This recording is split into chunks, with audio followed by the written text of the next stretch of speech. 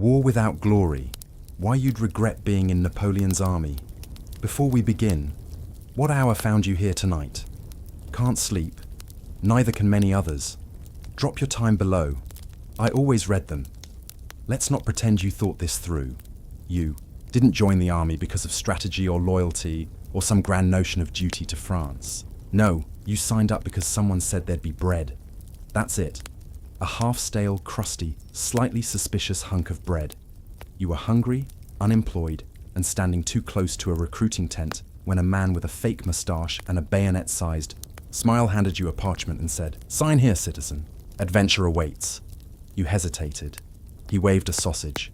You signed. That's how it begins. The next morning, you're handed a uniform that looks like it was tailored for a child with gout. The trousers are too short, the jacket too wide, and the boots. Oh, the boots. They feel like they were designed by someone who hated feet. They smell like vinegar, regret, and at least one previous owner who died in them. You ask for a better pair. The quartermaster laughs so hard, he pulls something in his back. Then comes the musket.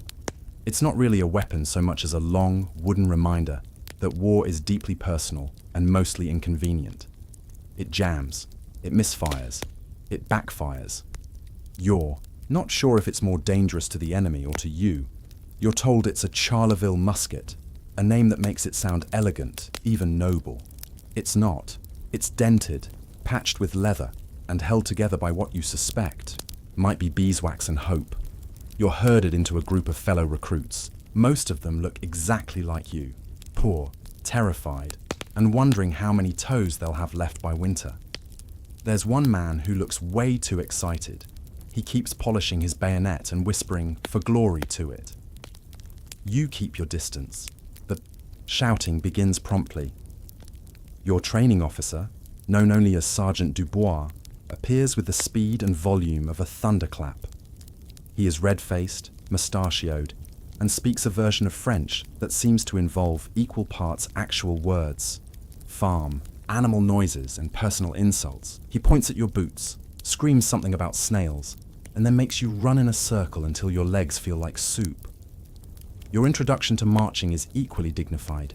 You are lined up, shouted at, realigned, shouted at again, and then marched straight into a pond because the man leading didn't realize the map was upside down. You're told this builds discipline. What it actually builds is blisters. At night, you're assigned a cot that is technically a wooden plank, nailed, between two barrels. There's no pillow, no blanket, and something scuttling under it that you refuse to investigate. Your barracks smells like wet hair, boiled cabbage, and the kind of feet that make shoes cry. Someone tries to sing a lullaby. Someone else tells him to shut up. You all fall asleep pretending you're anywhere else. You wake to drums. Always drums. It's still dark outside. Your back hurts. Your feet hurt. Your soul hurts. A fellow recruit hands you what he claims is breakfast, a ladle of something greyish with the consistency of betrayal.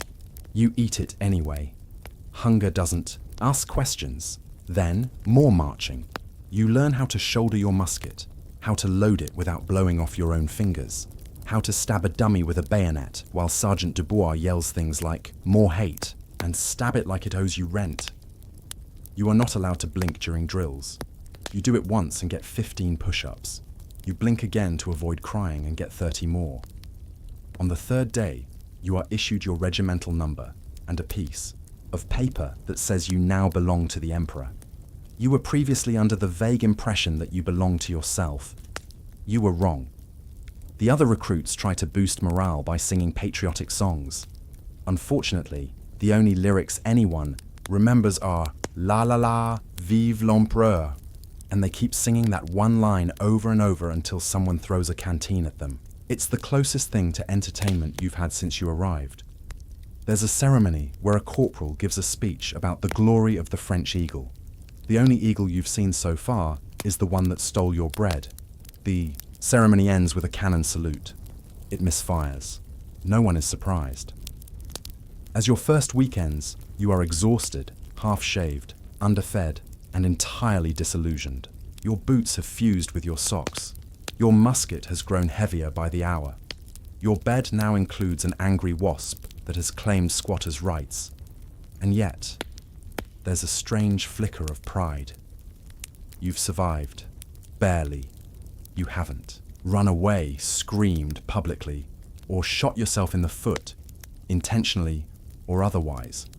You're still here, and apparently that means you're ready for war. Tomorrow, you march. And that's when the real suffering begins.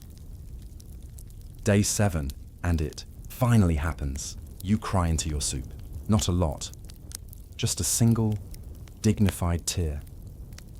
It lands with a faint ripple in the watery sludge that some lunatic labeled stew.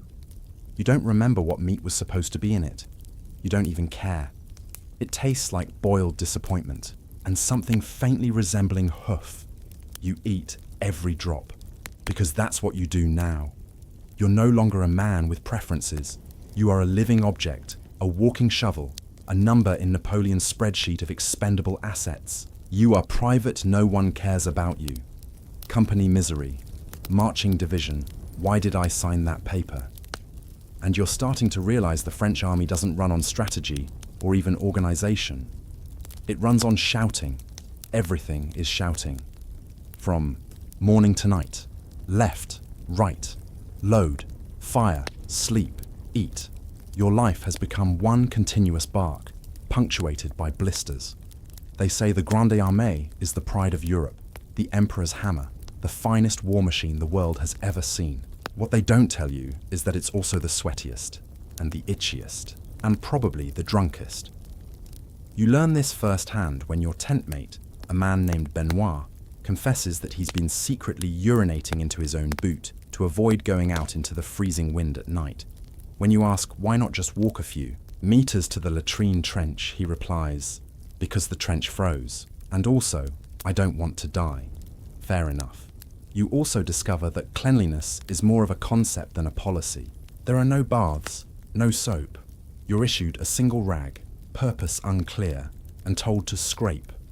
No one specifies what or where. You try scraping your boots, they stay filthy. You try scraping your hair. Something falls out and runs. Away. You ask for clarification. You receive a firm slap on the back and a cheerful, you'll get used to it, followed by a wheeze that smells like rotting onions and despair. Then there's laundry day. Except there is no laundry day.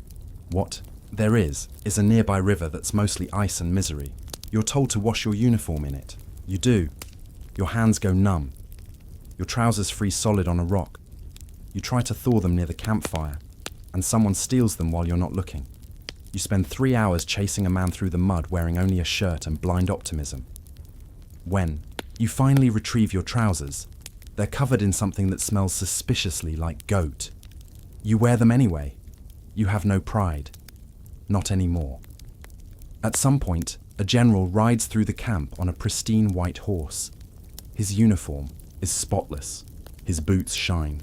His moustache glistens with aristocratic purpose. He looks like a painting come to life, a man untouched by mud, fear, or reality. He salutes the regiment. You salute back. Then he rides off. No one ever sees him again. You hear rumors about battles in Austria, victories in Spain. Someone claims to have met a drummer who once carried Napoleon's snuff box. Another swears he saw the emperor himself, napping under a tree, whispering military secrets to a pigeon.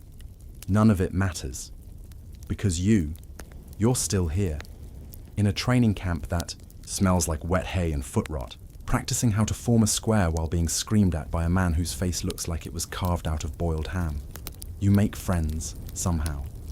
There's Marcel, who plays the fiddle with 2 fingers and claims he was once kissed by a duchess, although he's extremely vague on which duchess or where exactly she kissed him. There's Henri, who makes soup from anything and has successfully cooked 3 belts and part of a glove. And then there's Luke, who hasn't spoken once but communicates entirely through sighs. You respect Luke. He understands everything. Together, you start to feel like a unit. Not a good one, but a unit. You learn to march in step, to sleep sitting, up, to identify different kinds of cannonballs by the sound they make when they bounce. You grow calluses in places you didn't think had skin. You stop noticing the cold. You stop noticing the smell. You stop noticing that your toes might be slowly going on strike. And finally, one foggy morning, a trumpet sounds. Everyone goes quiet. A lieutenant walks by, reading names from a list. Your name is on it. Your bag is packed. Your musket's been cleaned. As much as cleaning is possible with a rag, spit, and a prayer. You line up.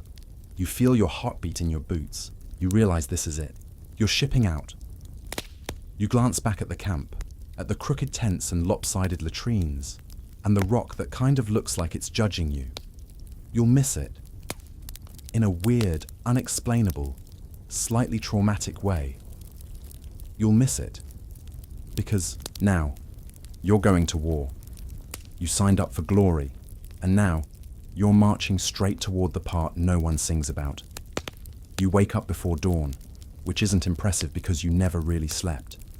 Your shoulder was nestled comfortably against a bayonet. Your feet were wedged under someone else's frozen tunic, and your dreams, if you had any, involved walking endlessly across landscapes made of broken promises and ankle-deep slush. You groan. Your tentmate groans. The tent itself groans.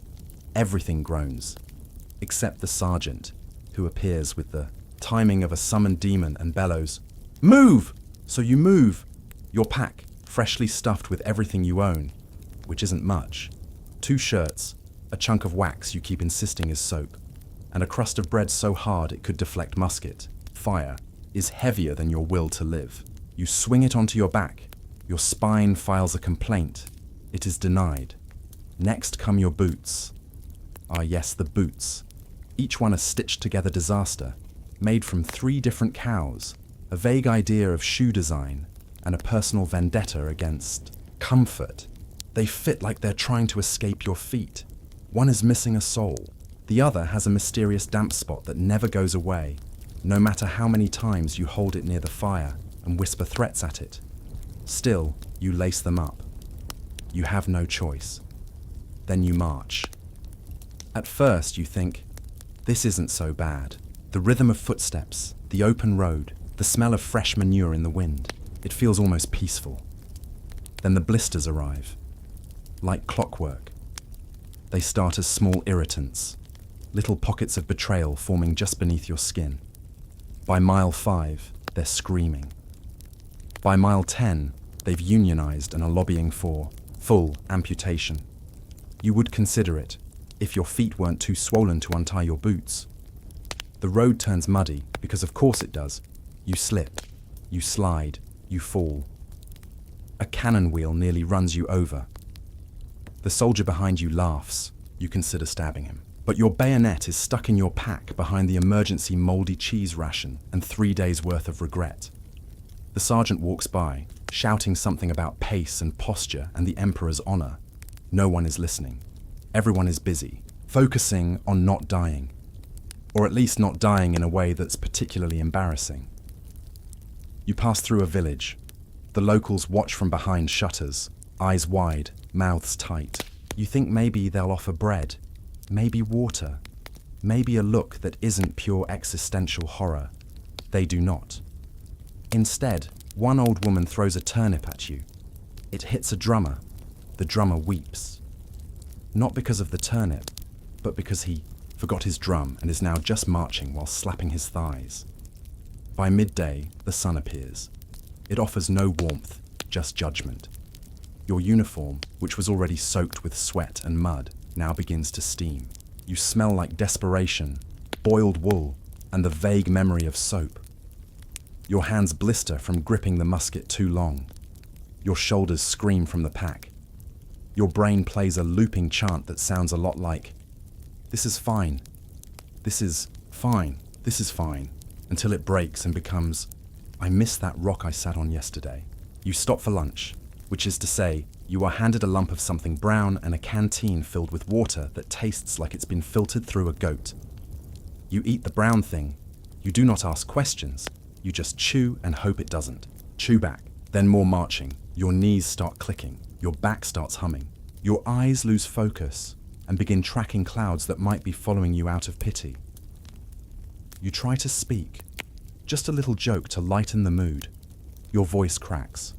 It's gone, like your faith in leadership, like your sense of direction, like that one sock you lost in a ditch yesterday and decided not to retrieve because it looked like it had given up. Evening comes. You're told there's a short rest. This is a lie. You're herded into a clearing, handed a shovel, and told to dig a trench. Why? Because the enemy might be nearby, or a storm, or Napoleon had a dream about it. Doesn't matter. You dig, with numb fingers, in wet dirt, while praying you don't hit something that bites. You finally sit down. Your legs are buzzing. Your feet are screaming. Your stomach is trying to digest something your ancestors wouldn't classify as edible.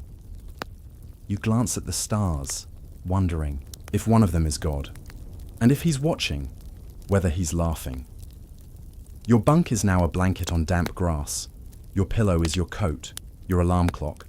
A man vomiting from both ends after discovering the rabbit stew had no rabbit.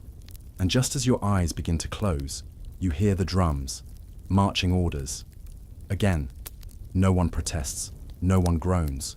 You all just rise, quietly, mechanically, like you're no longer people, just legs with helmets. This is life now, not war, just walking, endlessly, across mud, snow, and what used to be hope. You start the next day by marching directly into a puddle that's deeper than your self-worth. Your left boot vanishes into it, swallowed by the earth like an offering to the gods of military incompetence. You stop for half a second, just long enough to lose your footing and fall forward in front of 50 other miserable souls who've stopped even pretending to care. No one laughs. That requires energy. You pull yourself up using a tree root, and something you're praying isn't a buried corpse, and keep walking, dragging your now waterlogged boot like a wet sack of potatoes tied to your ankle. It makes a squelching sound with every step. You grow to hate that sound more than the sound of enemy cannons. At least cannons are honest. The sergeant yells, "Pick up the pace!" As if that phrase means anything anymore. Your pace is already at the intersection of barely conscious and internally sobbing. Someone in the line ahead of you collapses. They don't fall dramatically. They simply crumple, like a tent folding in on itself. A medic drags them to the side, pours some vinegar on their forehead, and declares them probably alive. They're replaced in the line without a pause. You don't even know their name. You keep marching. You're told you've only got 15 kilometers to go. That would be comforting, if you had any sense of what a kilometer feels like anymore. At this point, distance is just suffering measured by the minute. It doesn't matter how far the next camp is. You'll arrive there half dead, sleep deprived, and emotionally bankrupt either way. Your feet aren't just blistered anymore. They're evolving. They've become gelatinous, oozing entities with their own opinions. Every step is a negotiation. Every incline is a betrayal. Every loose rock is a personal insult from nature itself. You march across flat plains. You march through forests where every tree looks like it's silently judging you. You march over hills so steep your legs go numb halfway up. You march past skeletons. Yes, actual skeletons. Curled under bushes or slumped beside abandoned wagons. Their bones picked clean by time and indifference. The sergeant calls this motivation. Midway through the day, the rain begins. Not a soft drizzle. Not a cleansing mist. No, it's a sideways, violent, emotionally abusive downpour that feels like it's trying to slap the sadness out of you. Your coat is soaked within seconds. Your shirt clings to you like a cold, damp reminder of your poor life choices. Your musket rusts as you watch. You reach a small river. There's no bridge. Of course there isn't. So you're told to wade across it while holding your pack over your head. The river is freezing. Your boots fill instantly. The current tries to drag you away. You consider letting it. You don't, because Benoit behind you is already swearing up a storm, and you refuse to die to the sound of him complaining. You emerge. On the other side, looking like a drowned librarian. You are 80% water, 10% despair, and 10% mold. You're told there's a cart coming with firewood and blankets. That's a lie. There's always a cart. There's never firewood. The blanket, if it arrives, will be damp and smell like boiled goat. You'll share it with 3 other men and a rat that's too stubborn to leave. His name is probably Jean-Claude. By nightfall, your fingers are so numb you drop your mess tin 3 times before you manage to scoop anything into it. The food tastes like wet ashes and regret. It burns your tongue and freezes your hands at the same time. You eat every bite. You would eat the spoon if it weren't made of wood and splinters. You try to dry your boots by the fire. The left one catches. You stomp it out, then stare at the smoking leather like a man who's just watched a part of his soul go up in flames. A fellow soldier pats you on the shoulder and mutters, "At least now it's warm." You don't laugh. You just nod. You sleep under a tarp that leaks like a scandal. You dream of marching. You wake to more marching. No one talks anymore. Conversation takes too much energy. Your platoon moves like a line of ghosts, silent, shuffling, covered in grime. Eyes empty, shoulders hunched. If the enemy showed up now, you wouldn't fight. You'd just ask if they had dry socks and maybe some wine. Someone starts humming. It's a sad little tune, off-key, probably made up on the spot, but somehow it spreads. One by one, others pick it up. A low, miserable chorus of broken men moving, together, not because they believe in anything, not because they want to, but because they have to. That's marching in Napoleon's army. It's not the sound of boots hitting dirt. It's the sound of collective suffering, arranged in time. And the worst part? Tomorrow, you'll do it again. You wake up to the smell of burning. Again. Not the cozy, rustic smell of bacon frying over a crackling fire. No. This is the smell of scorched fabric, old socks, and something that might have once been food, now charred into a carbon-based insult. You open your eyes and find yourself staring directly at a half-melted tin cup sitting too close to the campfire. Inside is something pretending to be coffee. It's not coffee. It's boiled beet water. Specifically, it's a few dried, crumbled beet scraps roasted over open flame until they scream, then drowned in lukewarm ditch water. It tastes like sadness and boiled pennies. Someone hands you a tin of it with a solemn nod. You accept it because there is no choice. This is breakfast. You take a sip. Your tongue recoils. Your throat closes defensively. Your stomach sighs like it's seen this before and has decided it will do its best under protest. Then comes the bread. It's handed to you by a man with soot on his cheeks and an expression that suggests he's already left this reality in favor of a better one. The bread isn't warm, soft, or comforting. It's dense, it's dry, it's burned on the bottom and suspiciously moist in the middle. It looks like it was baked under artillery fire. When you bite into it, it doesn't break. It resists. You gnaw, you tear. You consider chiseling it apart with your bayonet. Eventually, your teeth make progress. It tastes like sawdust and sorrow. You try not to think about the fact that yesterday's loaf had fewer weevils. You say nothing, because complaining won't fix it, and someone else in the circle just pulled a pebble from their bread and is now trying to convince themselves it's a bean. You get a second course, thin soup. It's more of a suggestion of soup, water, salt, and a vague hint that at some point in its history, a vegetable may have passed near it. You count 3 potato peels and a floating hair. You eat it anyway, not because you're hungry, though you are, but because the act of eating is the only thing tethering you to sanity right now. The man to your left mutters something about a feast he once had in Paris. Roast duck, wine, pastries with cream. You nod. You try to remember cream. You fail. All you can remember now is this tin bowl and the way it clinks when it hits your teeth. You're issued meat once a week. Today is not that day, but rumor has it, the quartermaster's mule went missing last night. You've learned not to ask questions about where meat comes from. If it's warm, not too green, and doesn't move on its own, you chew and pray. If it's tough, you call it seasoned. If it bites back, you just pretend it's a test from the emperor himself. At one point, you receive a small wedge of cheese. You're unsure how long it's been in circulation. It smells like feet wrapped in despair. It's hard enough to chip, enamel, but you cherish it. It's the most flavor you've tasted in weeks. You take small bites and savor each one like you're dining at Versailles. Then someone tries to trade you for it. He offers a slice of dried apple and half a playing card. You almost say yes.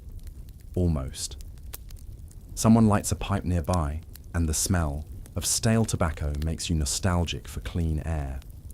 You haven't breathed fresh anything in weeks. The camp stinks of sweat, wool, damp earth, and unwashed dreams. You've gotten used to it, which is even more horrifying than the stench itself. You sip your beet coffee again. It's colder now. Somehow worse. You finish it anyway, and just when you think breakfast is over, someone tosses a small wrapped parcel into the fire. It explodes. A shriek, then laughter. It's a dried sausage that someone smuggled in 2 campaigns ago. It detonates like a grenade of grease and lard. The flames leap, someone curses, and a chunk lands in your bowl. You eat it. You don't even flinch. This is who you are now. A man who eats shrapnel sausage at dawn with a side of volcanic bread and calls it a blessing. You sit quietly, staring at your empty tin. There is no second helping. There never is. And soon the drums will call. The packs will be lifted, and your ruined feet will drag you another 20 miles toward an enemy you haven't seen yet. Because before war comes, glory. And before glory comes breakfast. And breakfast is hell. By now, you've learned the unspoken rule of the Grande Armée. Never get emotionally attached to your breakfast. If you find a crust of bread that doesn't double as a doorstop, or a cup of anything vaguely warm that doesn't smell like fermented despair, don't celebrate, don't brag, don't smile, because someone will take it, or it will mold, or the mule will step on it, or it will vanish like hope into the misty morning air the moment you blink. This morning, you're given a ladle of porridge. That's what they're calling it. You take one look and immediately realize it's not porridge. It's whatever was left at the bottom of the barrel after someone scraped off the real porridge and left behind a sludge that's part oats, part ash, and part mystery. You stir it with your spoon. It resists. You're not even sure it's food. To be honest, it has the consistency of roofing tar and the color of battlefield regret. You tilt the bowl, watching the porridge shift in one gelatinous mass like it's considering escape. You eat it anyway, because the man next to you is already eyeing your bowl like it owes him money. He's the kind of soldier who counts spoonfuls, yours and his, and mutters if you have more. Last week, he tried to trade his boots for someone's last potato peel. The offer was declined. He still brings it up. You take the first bite. The porridge makes a noise, not from your mouth, from itself. You chew, you wince, you chew again. Someone once told you this was a high-protein meal. You believe it, not because it tastes nutritious. It doesn't, but because it feels like something you could build a barn with. It sticks to your ribs, and your teeth, and your soul. Then come the weevils. They're in everything now. Bread, porridge, salt.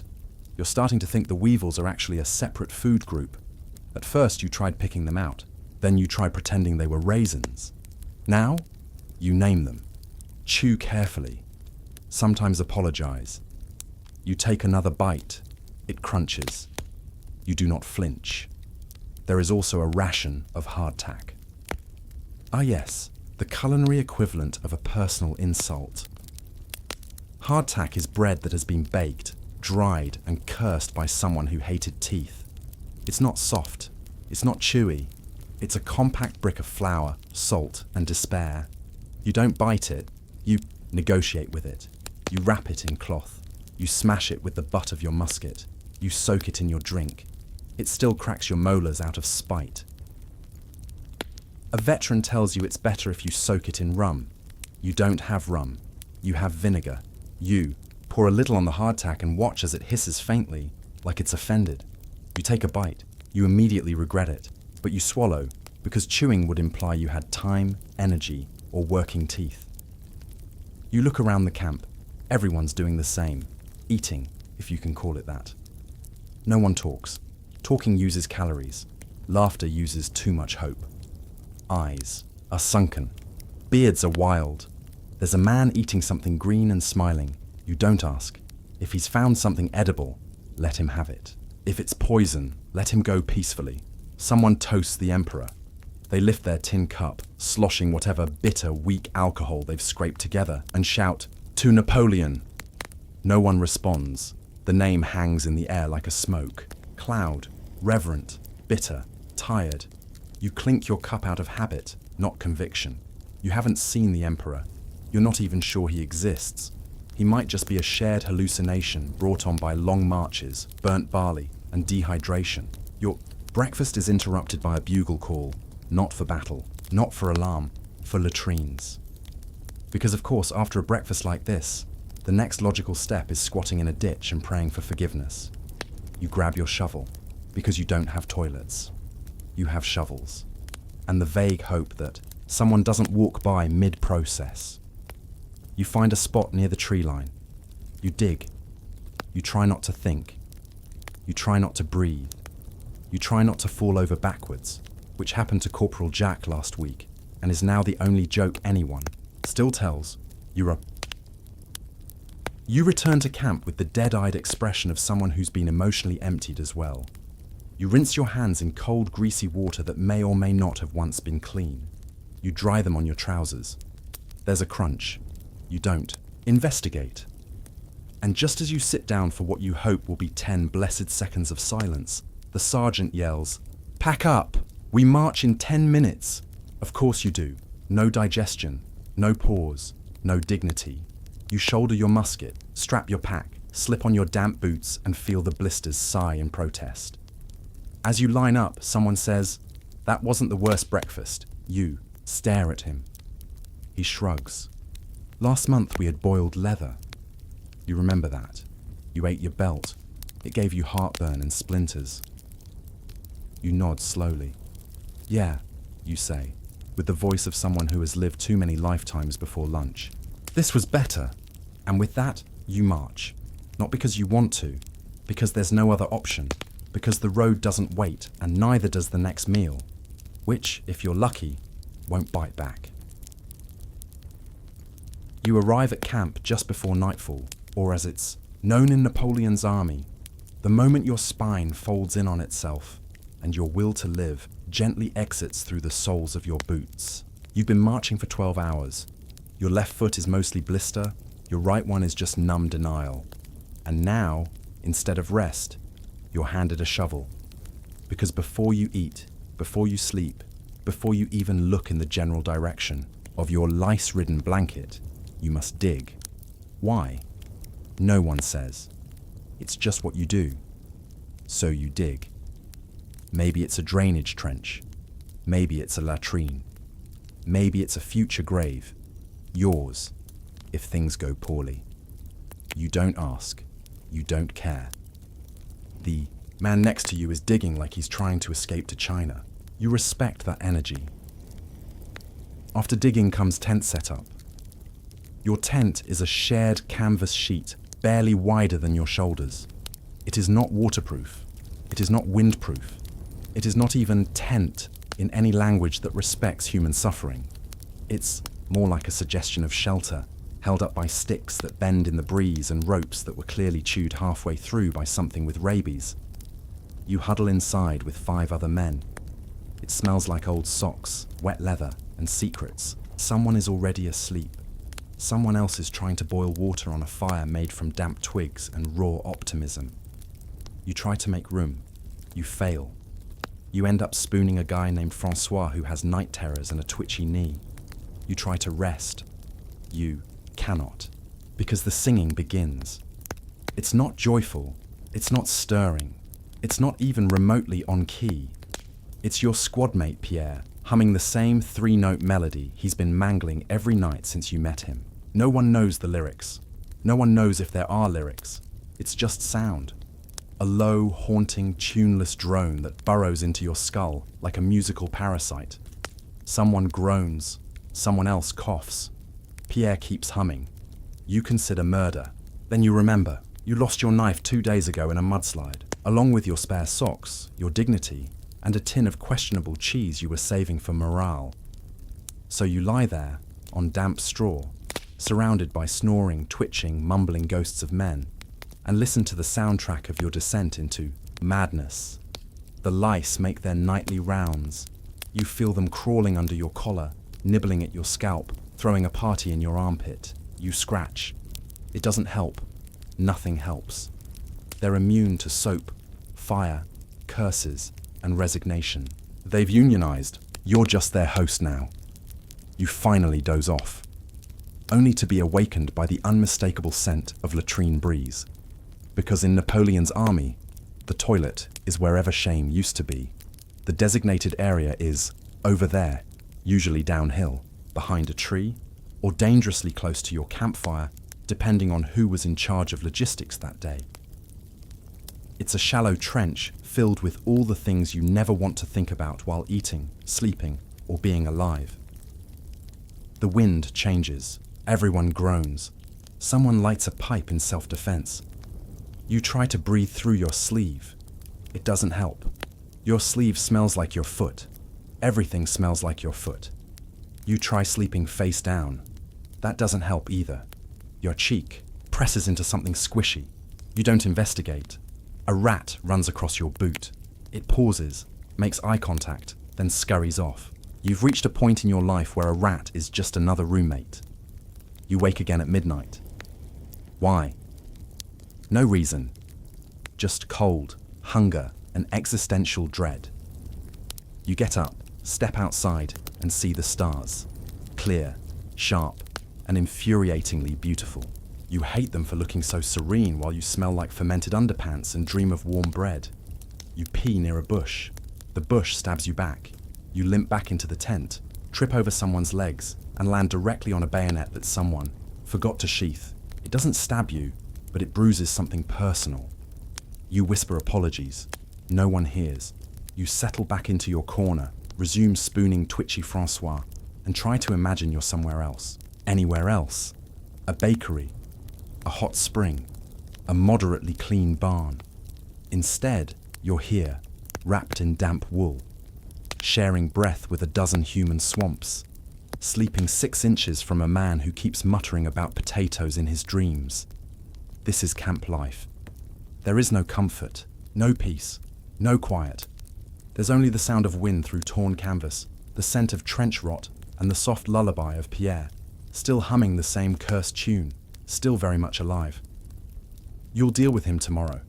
You wake up in a puddle. It's unclear whether the puddle formed overnight from the leaking tent, or if you simply sweated that much in your sleep. Either way, your tunic is soaked, your hair smells like fermented goat, and your dreams involved being smothered by a damp wool blanket that, unfortunately, was not metaphorical. You sit up, your back cracks, your knees crack, your neck makes a noise that sounds like someone snapping a chicken bone in a quiet chapel. You blink. Francois is still asleep next to you, cradling your boot like it's a teddy bear. Pierre has somehow wrapped himself entirely in the tent flap and is now snoring. In a tone that sounds suspiciously like passive-aggressive Morse code, you step outside to relieve yourself, trying not to wake anyone or step in anything that used to be food, firewood, or dignity. Outside, the camp is already alive, not in the cheerful birdsong and bread kind of way, but in the men cursing at their own socks kind of way. Someone's fire won't light. Someone else has spilled their last ration of salt into the mud and is considering licking it anyway.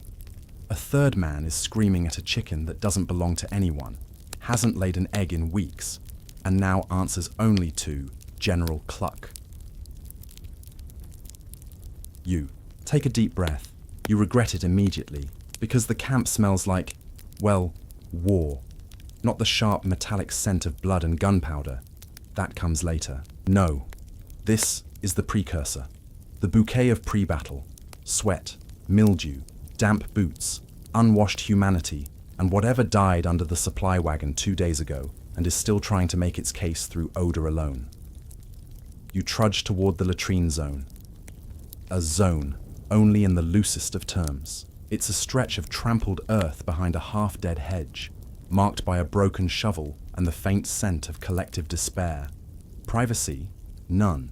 Hygiene? Imaginary. There's a man using one hand to dig a hole and the other to swat flies, and both hands are losing. You handle your business quickly, or as quickly as your stiff legs and emotional damage will allow.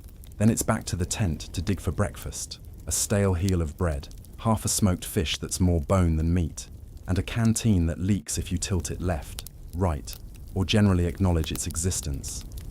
The water tastes like rust, regret, and whatever was in the last campfire. You drink it anyway. As you chew your breakfast, which requires more jaw strength than you thought you had, someone nearby begins singing again. Not Pierre this time. This one is worse. This one is a cheerful tune. A love song, maybe. Something about wine and a girl named Odette. You contemplate mutiny. You imagine standing up, grabbing your spoon, and making a passionate speech about silence, sanity, and how no one in this godforsaken camp has seen a woman in 4 months, let alone an Odette. But instead, you sit, because your legs hurt, your spine is arguing with gravity, and frankly, you're afraid of what might happen if you move too fast in these pants. You decide to clean your musket. Not because it needs it, though it definitely does, but because it's a quiet task, a focused task, a task that lets you avoid looking anyone in the eye while pretending you're still a functional human being. You take it apart. You wipe the barrel. You cough through the soot. You find a beetle nesting in the powder pouch. You name it Gerard and release it into the grass. It's the most humane thing you've done all week. The lieutenant strolls by, fresh from yelling, at a cook fire, smelling faintly of arrogance and expired cologne. He shouts something about drills in an hour. No one responds. He leaves, either satisfied or too tired to fight the silence. You spend the next half hour repairing your tent flap with twine made from old sock threads. It's not pretty. It's not effective. But now there's one less hole between you and the rain, and that's a win by Grande Armée standards. Lunch, if you can call it that, arrives in a dented tin pot and is ladled out by a man who has clearly stopped caring. The stew is mostly water, with hints of carrot memory and something grey that might have once mooed. You eat it, because the only thing worse than camp life with food is camp life without it. Someone starts telling a story, a big one, about how they once saw the emperor himself riding past in a gleaming saddle, hair flowing, eyes like fire. The whole squad gathers around, listening like children. You know it's nonsense. Everyone does. But you listen anyway, because belief, even for 5 minutes, tastes better than anything in your bowl. As night falls, you crawl back into your tent, which still smells like yesterday's feet, and lie down. Pierre begins to hum again. You don't stab him. You just pull your blanket over your face, whisper something unprintable, and pray the lice go easy on your eyebrows tonight. The sun isn't up yet, but your sergeant is. He kicks your tent post like it insulted his mother, yells a sentence that starts in French and ends in some primal growl, and then screams the one phrase that unites all soldiers, regardless of origin or time period. On your feet, maggots. You're not a maggot technically, but that's not up for debate. Your body tries to roll over. Your blanket refuses to let go. Every joint in your body protests like it's organizing, a union. Your knees make a sound like 2 rusty wagon wheels passing a grudge. But eventually, mostly out of fear, you stand. Your boots, still wet from yesterday's swamp march, squelch in complaint. You line up with the others, half-dressed, half asleep, half human. The sergeant struts back and forth like an angry rooster with something to prove and nothing to lose. His mustache could kill a man at 10 paces, and his breath smells like vinegar and vengeance. Drill begins. You march. Not far, just in a square. Then another square, then a triangle, because geometry is apparently part of military strategy now.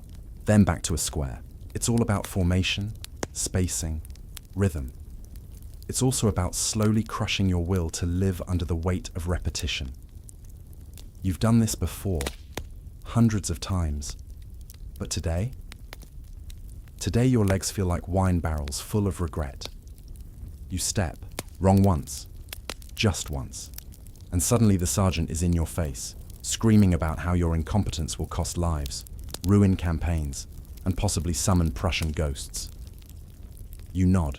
You do not blink. Blinking is weakness. Next comes musket drill. You line up, shoulder your weapon, and go through the motions. Load, prime, ram, aim, fire. Except your musket doesn't fire. Of course it doesn't. It's got one job and it fails at it about 30% of the time. Another 20% of the time, it explodes backwards. Today, it chooses to simply make a faint poof and emits smoke like a disapproving librarian. The sergeant notices. He stomps over, grabs your musket, shakes it like a maraca of doom, and then throws it back at you with the grace of a man who once punched a cannon into submission. You catch it. Barely. He moves on. You pray for death, or at least a sudden transfer to the kitchen unit. Now it's time for reloading drills.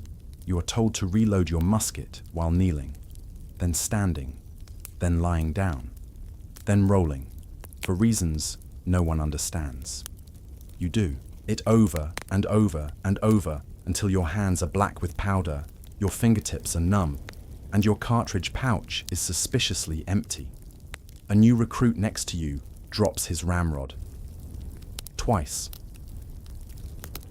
The second time, the sergeant loses what little remained of his soul. He grabs the poor soul by the collar and screams something about respecting the instrument of Napoleon's will, while swinging the ramrod like it's a conductor's baton, and this is the symphony of idiocy in D minor. You do not laugh. You want to. Desperately, but your face muscles are too busy grimacing, and your brain is too busy wondering how this ever seemed like a good idea. Then, bayonet practice, which is less elegant military training and more violent group therapy with pointy sticks. You stab a straw dummy that looks suspiciously like your pay officer. You shout as you do it, not out of bloodlust, out of muscle pain and general confusion. "Thrust!" yells the sergeant. You thrust, pull, you pull, again. You start to wonder if he's just doing this for entertainment. You're dripping sweat. Your shirt clings to your ribs. Your hands shake. Your bayonet is dull. Your dummy now has a face drawn on it in charcoal. It winks at you. That might be a hallucination. You stab it anyway. The sergeant nods. Again, he growls. Of course. Always again. You thought drills were over for the day. You were wrong, because now comes the afternoon session, also known as everything that still hurts. But in the sun, you line up again. Same musket. Same sweaty uniform. Different section of the field, but the same scent of burnt powder, overcooked ambition, and the distant echo of a corporal sobbing quietly behind the tent. The sergeant strides out like a theatre, director preparing for a tragedy, his boots thudding against the dry dirt with the subtle menace of a man who hasn't smiled since the siege of Toulon. He's holding a riding crop, not because there's a horse, but because it gives him something to dramatically wave while screaming. Reload while marching, he barks. You nod. Everyone nods. No one understands, because reloading a flintlock, musket while standing still, is already a deeply personal struggle against time, wind, gravity, and divine interference. Doing it while walking in formation is like trying to bake a cake while riding a unicycle. On fire. You start walking. You reach into your cartridge pouch. It's stuck. Your fingers are slick with sweat. You tear it open with your teeth. Powder spills. You ignore it. You load. You ram. You aim. You trip. Your musket fires into the dirt, directly in front of your own foot. You do not scream. You simply stand there, smoke drifting from your barrel, ears ringing, toes still intact, barely, and you look up to see the sergeant staring at you, like he's trying to decide whether to demote you or sacrifice you to the gods of military competency. He says nothing. You're not sure if that's better. Around you, men fumble. Ramrods are dropped. Muskets misfire. One guy accidentally loads the ball before the powder and ends up with a very angry paperweight. Another forgets to prime his flint and now looks like he's shaking a metal stick at the sky in defiance. Do it again, the sergeant bellows. You do, because that's what training is. Not progress, not improvement. Repetition. Painful, clumsy, spirit-crushing repetition until muscle memory replaces actual memory, and your only thoughts are, don't, die, and don't embarrass yourself in front of the one guy with a feather in his hat. Next, close order formations. You are arranged in a square. You march in unison, shoulder to shoulder, step by step, left, right, except Louis, the guy to your left, has a limp, and Henri, the guy to your right, thinks left is more of a feeling than a direction. The result is less formation, more interpretive dance of regret. You bump, you shuffle, you sweat. The sergeant blows his whistle like it owes him rent. You reset, you march again. You learn the subtle difference between step and stumble, the precise angle of shoulder alignment that prevents your bayonet from poking the guy in front of you in the kidney, and the fact that no matter how many times you drill, someone will always forget to bring their hat. Then come the mock skirmishes. A field is cleared. 2 squads face off. You're handed blank rounds and told to charge, retreat, reload, pretend to be shot, and die with authenticity. One guy takes this very seriously and performs a dramatic backflip into the mud after a fake hit. You trip over him and sprain your ankle. The sergeant is not impressed. He screams something about honor. You scream something about your ankle. He doesn't hear you over the sound of his own fury and the blank musket fire echoing off the hills. You crawl back to formation. Your pride stays behind.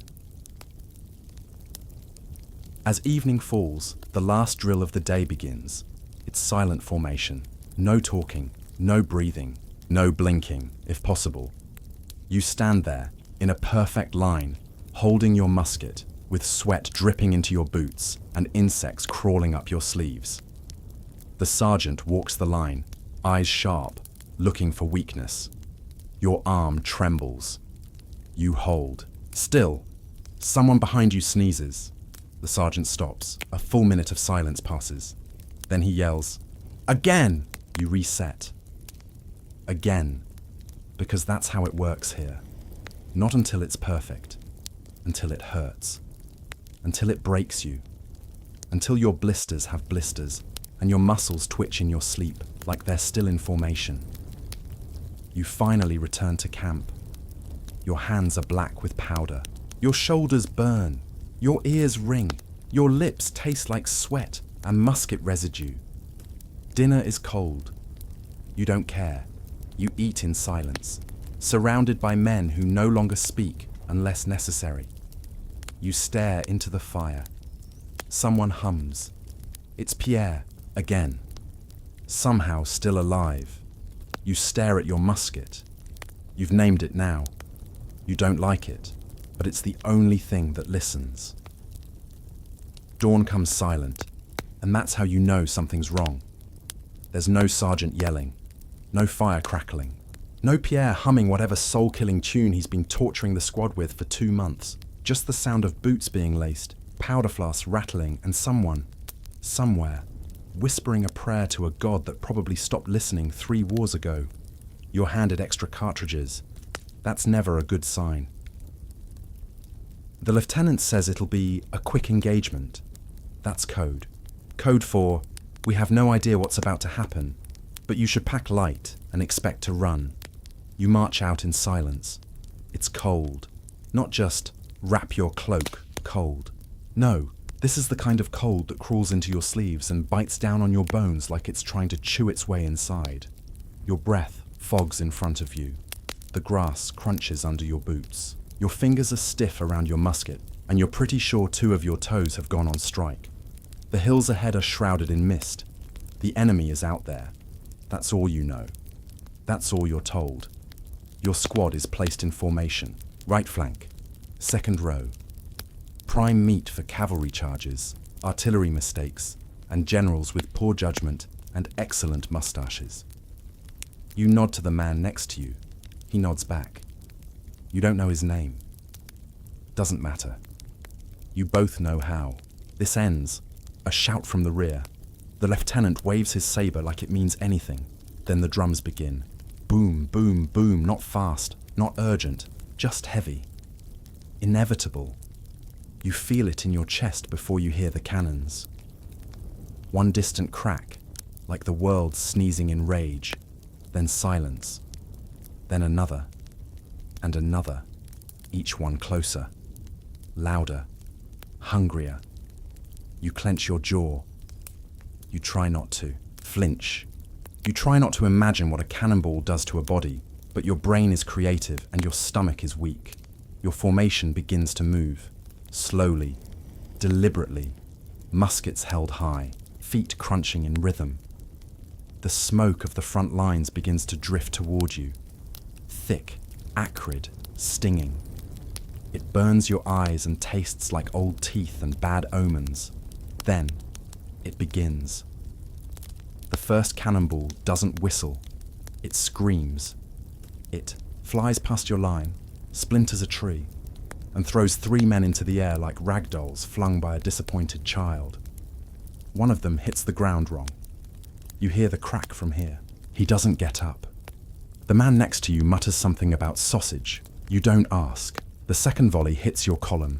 No warning, no elegance, just men, gone. Blood on your face, a tooth on your boot. Your ears ring. You stagger. You do. Not fall. Your sergeant screams orders. Something about spacing, formation, fire by rank. But your hands are trembling. Your powder's damp. And your musket is shaking like it's trying to escape. You manage to load anyway. Ram. Prime. Aim. You fire. The recoil punches your shoulder. The smoke blinds you. You have no idea if you hit anything. You reload. Another blast. Closer. A man stumbles past you, holding his stomach. It's not holding him. His intestines slosh out like wet rope, and he looks more annoyed than afraid. He doesn't scream, just collapses. You step over him. There's no time. Your musket jams. Of course it does. You fumble with the flint, your fingers numb and powder-stained. You consider throwing it and running, but where? There's nowhere safe. Just more screaming, more gunfire, more smoke and blood and bodies, and then cavalry. You hear the hooves before you see the riders. Thunder, steel, screaming horses. They crash into the left flank like divine judgment wearing boots. Swords swing, men fall.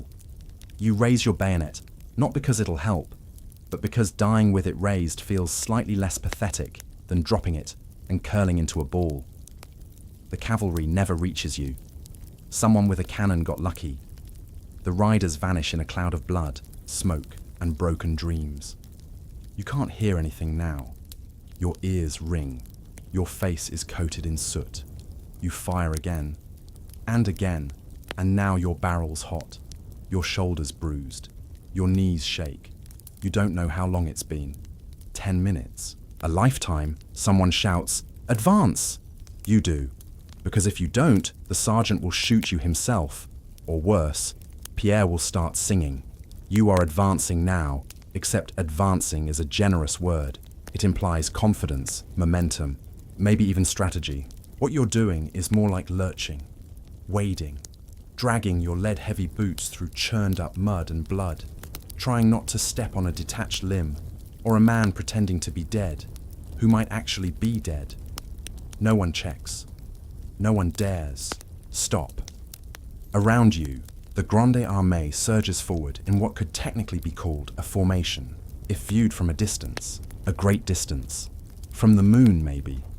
Up close, it's chaos held together by smoke and shouting. You keep your bayonet raised, not because you think you'll use it effectively, but because it gives your hands something to do other than tremble. Somewhere ahead, the enemy is firing. They're up on a ridge, behind hedges and trees, and what looks like half a barn. You see the flashes of their muskets through the haze. You don't see the bullets. You just feel them pass, like angry insects whispering past your ears. One hits the man in front of you. He grunts, stumbles, then continues walking with a new hole in his side and a look on his face like he's mildly inconvenienced. You are not built like him. You reload. Again. You've stopped counting. How many times? Your fingers are black with powder. Your flint is chipped. Your ramrod is bent. You think, maybe it always was. Maybe you were always doomed. Another volley hits your unit. The man to your left drops with a wet gurgle and an expression like he just remembered something important, then forgot it again. He hits the ground hard. You don't stop. You don't look. You can't afford to, because your musket finally misfires. Not a jam. A real misfire. A dull thump. Then smoke curling back toward your face and a sudden stinging in your hand. You drop it instinctively, then realize what you've done and dive after it like it's a newborn child rolling off a cart. You pick it up. It's hot. Useless. But it's yours. Then someone screams, "Charge!" And now things get stupid. You run. Not fast. Not coordinated. You run like someone whose legs disagree with the rest of your body. You run because everyone else is running, and the alternative is standing still and becoming a very educational silhouette for an enemy rifleman. You cross the field. You scream. Everyone screams. Even the birds have stopped chirping, and then you're in it, hand to hand, face to face. Bayonets clash. Muskets swing like clubs. A man with no shirt and too much hair tries to stab you with a pitchfork. You parry. Not well. Pure panic does most of the work. You trip over something, someone, land on your back, and see the sky spinning like it's been drinking. You hear steel slicing flesh. You smell blood. Not like a butcher shop. No, real battlefield blood smells worse. Metallic and hot, and full of everything that should have stayed inside. You get up. You don't remember how. You find your musket. You jam powder in with fingers that barely function. You load a ball. You don't ram it. No time. You just fire. The recoil slaps your shoulder like a drunk uncle. The smoke clears. You think you hit someone. Then someone hits you. A fist. Maybe. Or a musket butt. Hard. Right in the jaw.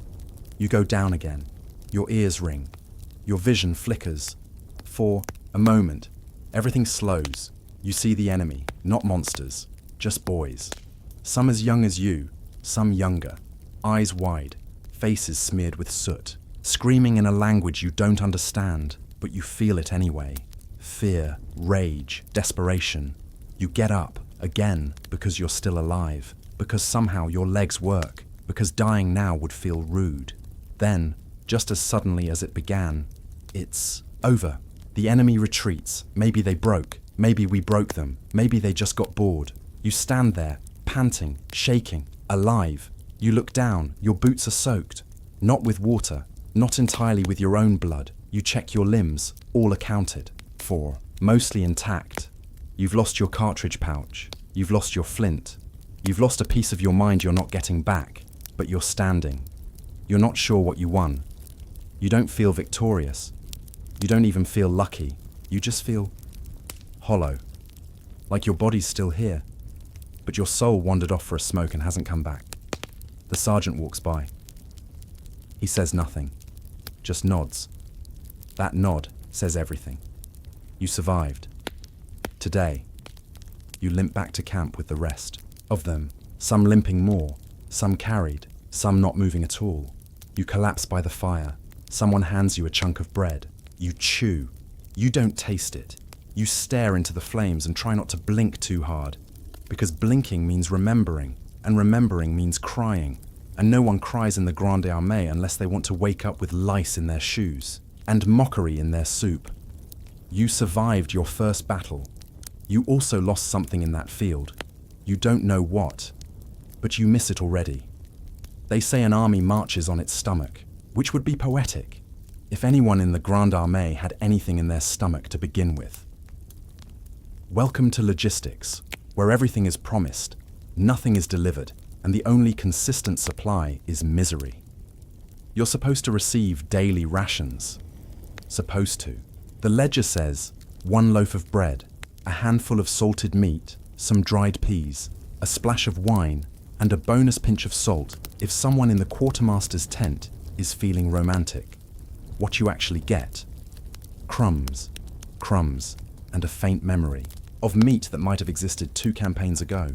You line up for supplies behind 300 other hungry men, half of whom look ready to chew through their own cartridge pouches. At the front of the line stands a quartermaster, with the energy of a dying bureaucrat and the warmth of a broken latrine seat. He stares into your soul and hands you what can only be described as a burnt cracker and a dead beetle. The cracker might be bread. The beetle is definitely bonus protein. You try to complain. He shrugs. "We're out," he says.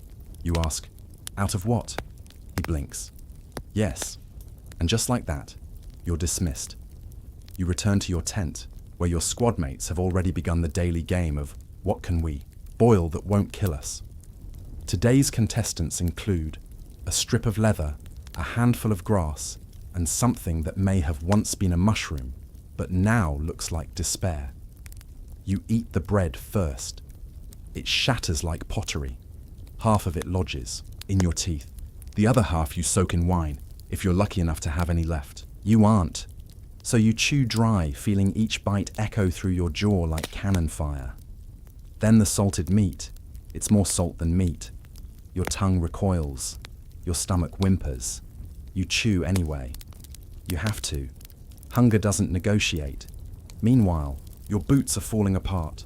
They were bad to begin with. Thin soles, stiff leather, laces made from optimism. But now, after miles of marching through mud, rocks, and the shattered remnants of your dreams, they've become abstract art. One of them has a hole big enough for a squirrel to rent. The other squeaks like it's crying. You ask the supply wagon for a replacement pair. They hand you 2 left feet and a sock that might be made of horse hair. "Close enough," they say. You thank them like a man being handed a blindfold before a firing squad. Everything is short. Bandages, out. Powder, rationed. Water, only if you don't mind drinking from a barrel that's been doubling as a footbath. The medical wagon? A joke. A single bottle of brandy, 2 rolls of linen, and a surgeon who smells like regret and recently gave up, using soap because it offends the spirits. You'd laugh if your throat wasn't dry and your last joke died 3 provinces ago. Then there's the uniforms. Napoleon's officers ride into town looking sharp. Blue coats, gold trim, hats, large enough to generate their own weather systems. You look like you lost a fight with a curtain. Your jacket is torn, your trousers are stiff, and your greatcoat, if you even have one, smells like a dead sheep got into a fistfight with a mouldy loaf of rye.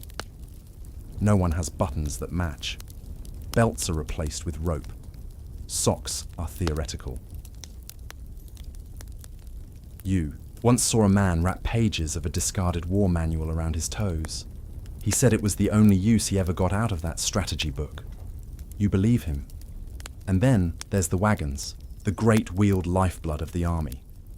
Except the roads are mud, and the wheels are splintered, and the oxen died 3 towns ago. So now it's all being pulled by prisoners, deserters, and one very angry mule named Bertrand. Every night, someone steals something. It might be food, it might be boots. Once, someone stole a tent, while 4 men were still inside. No one asked questions. You adapt. You learn to guard your boots with your life and your crusts of bread with your soul. You sleep with your satchel under your shirt and your knife tucked under your chin. You learn how to cook soup from nothing. You learn how to boil lice out of your seams. You learn to stop asking when more supplies are coming, because they're not. Because logistics is war and you're losing. By now, you've come to understand a hard truth. It's not the enemy that breaks you. It's the spoon, or rather, the lack of it. One morning, a man in your unit wakes up screaming. Not from a wound, not from a nightmare, but because someone stole his spoon, his only spoon, his lifeline to whatever gruel is served that day. He shouts, threatens, pleads. Nothing. The thief is long gone, probably halfway to the next division, slurping porridge like royalty, while your comrade eats with a piece of bark, shaped like shame. That's how low it gets. Forget glory, forget medals. This is a war fought with soup rations and splinters. A spoon becomes status, a working boot, a throne, a dry sock, a miracle. And you, poor, shrinking you, are reduced to tracking rumors about where the next shipment might be. You hear whispers, flour arriving from the south, bacon coming on muleback, a fresh batch of uniforms stored behind the quartermaster's tent. But by the time you arrive, all that's left is crumbs, torn fabric, and the lingering smell of salt pork that may have just been someone's sweaty undercoat. The only supply that never runs out is blame. Officers blame the weather blames the mud blames the mule blames Napoleon. No one blames the actual quartermaster, because he carries a pistol and sleeps in a wagon with 3 locks and a pad of documents that say priority, stamped by someone you've never met and never will. You'd try bribery, but with what? You're broke. Your last coin went to a boot repair that didn't work. Now your soul flaps like a wet fish every time you walk. It makes a sound. Everyone hears it. You pretend not to. Your dignity left with your arch support. So you get creative. You turn a broken bayonet into a tent peg. You tear your shirt into bandages. You steal an officer's empty wine bottle and use it to flatten your socks. You trade your razor, your only razor, for half a carrot. You chew it slowly, reverently, like it's a lost relic from the golden age of vegetables. Laundry becomes an event. You wash your uniform in a stream that also serves as a latrine, watering hole, and communal bathing facility. It smells exactly like you'd expect. You scrub your shirt until the water turns grey, then wear it damp because the sun won't come out, and you're out of twine to hang it anyway. And God forbid it rains. Rain turns everything into soup. Your bedroll becomes a sponge. Your tent leaks from 17 different angles. Your greatcoat gets so heavy it feels like you're carrying another man. Your powder gets wet. Your bread dissolves. And your boots fill with slush until it squishes between your toes like lukewarm porridge. You sit beside a fire made of damp sticks and crushed dreams, trying to dry one sock while the other one clings to your foot like an ex who won't move out. You drink water that tastes like tin and moss. You chew on jerky so hard your jaw clicks permanently. You share lice like wedding favors. Still, the marching continues. Always marching. Every day, you move camp. Every day you pack everything you own. 3 rags, a dented tin cup, and a musket that hates you, and walk 20 miles just to sleep in a colder, wetter version of yesterday. You begin to dream about butter. Not gold, not wine, just butter. Soft, spreadable, real. And then, miracle of miracles, new supplies arrive. A convoy rolls in, 4 wagons deep, guarded like it's carrying the bones of Julius Caesar himself. Soldiers cheer. Hats fly into the air. A man drops to his knees and weeps openly. The quartermaster steps out, clipboard in hand, and begins the roll call. Not of names, of units. High command eats first, then officers, then elite regiments, then drummers, then the cavalry's horses, then the cavalry's backup horses. Then, if there's anything left, if rats haven't chewed through the sacks and officers haven't skimmed off the top and someone didn't accidentally drop a crate in a ravine, then maybe you'll get your share. You stand in line. Again, hoping. What do you receive? 1 stale biscuit and a blanket. No coat, no boots, no salt. The biscuit is dense enough to use as a weapon. You hold it like it's sacred. You share a bite with your bunkmate. It cracks one of his teeth. He thanks you anyway. That night, you wrap yourself in your new blanket, which smells of must, and mildew, and someone else's despair. You huddle beside your tent mate, both of you using each other for warmth and denial. You stare at the stars, if you can see them, and think, this army conquered Europe. It seems impossible. But then, so does the fact that you're still alive, still marching, still hungry, still holding on to that broken spoon you carved from a fence post, because it's the only thing between you and starvation. Welcome to Napoleonic logistics, where the only thing delivered on time is misery. It begins with a trumpet, but not the glorious kind. Not the triumphant call to victory you imagined, back when you still believed in medals and warm meals. This trumpet sounds more like surrender filtered through frostbite and a cracked mouthpiece. Short, weak, embarrassed to exist. Retreat, they say. But no one moves, because retreat is code. It doesn't mean regroup. It doesn't mean fallback. It means the army is dead. The body just hasn't stopped twitching yet. The sky is the color of gunmetal. Your breath fogs in front of your face like you're constantly exhaling ghosts. Snow crunches underfoot. Not the charming kind from childhood, but a brittle sheet of death that hides frozen corpses like secrets beneath a white tablecloth. The wagons, gone. The horses, eaten. The maps, useless. You're supposed to be marching, west or south, or maybe in circles. No one really knows anymore. The lieutenant carries a compass that froze 2 days ago, and he hasn't admitted it. He just spins it in his hand like it'll eventually point to salvation. You walk, not because you want to, not because you were ordered to, but because stopping means dying. The snow is knee-deep in places. The wind howls like it knows your name. Your greatcoat hangs off your frame like it's trying to abandon ship. Your boots, once the pride of your standard-issue uniform, are now shredded flaps of leather held together with frozen mud and divine spite. Your toes, you haven't felt them in hours, could be gone, could be plotting a mutiny inside your sock, and that's assuming you still have socks. Most don't.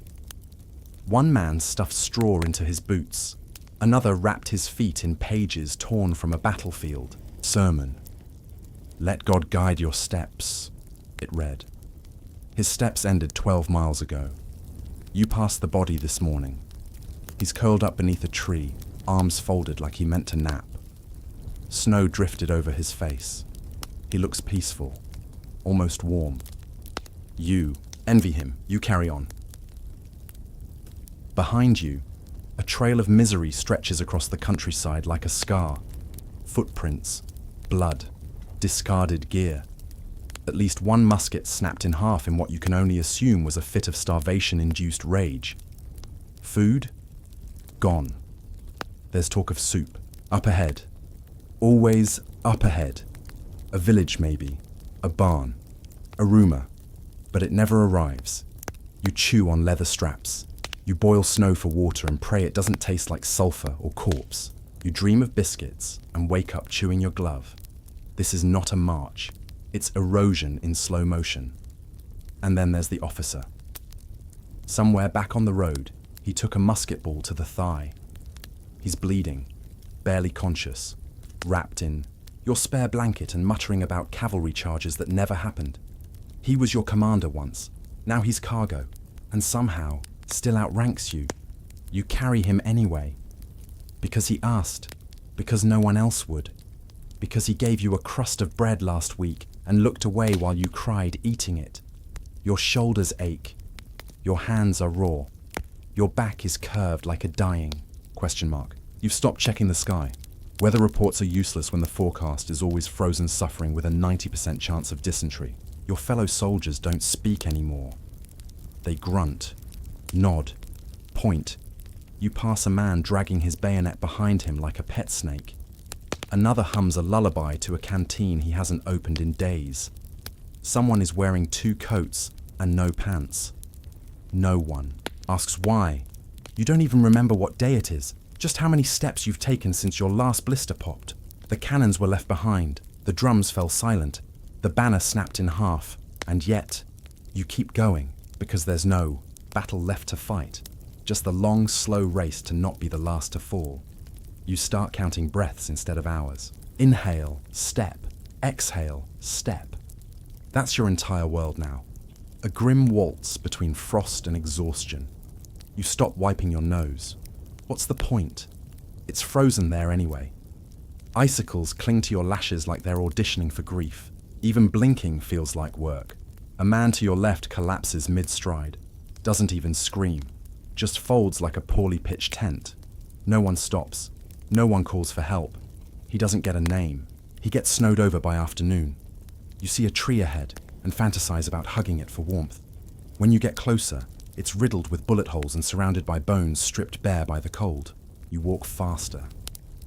There's a group of men arguing up ahead.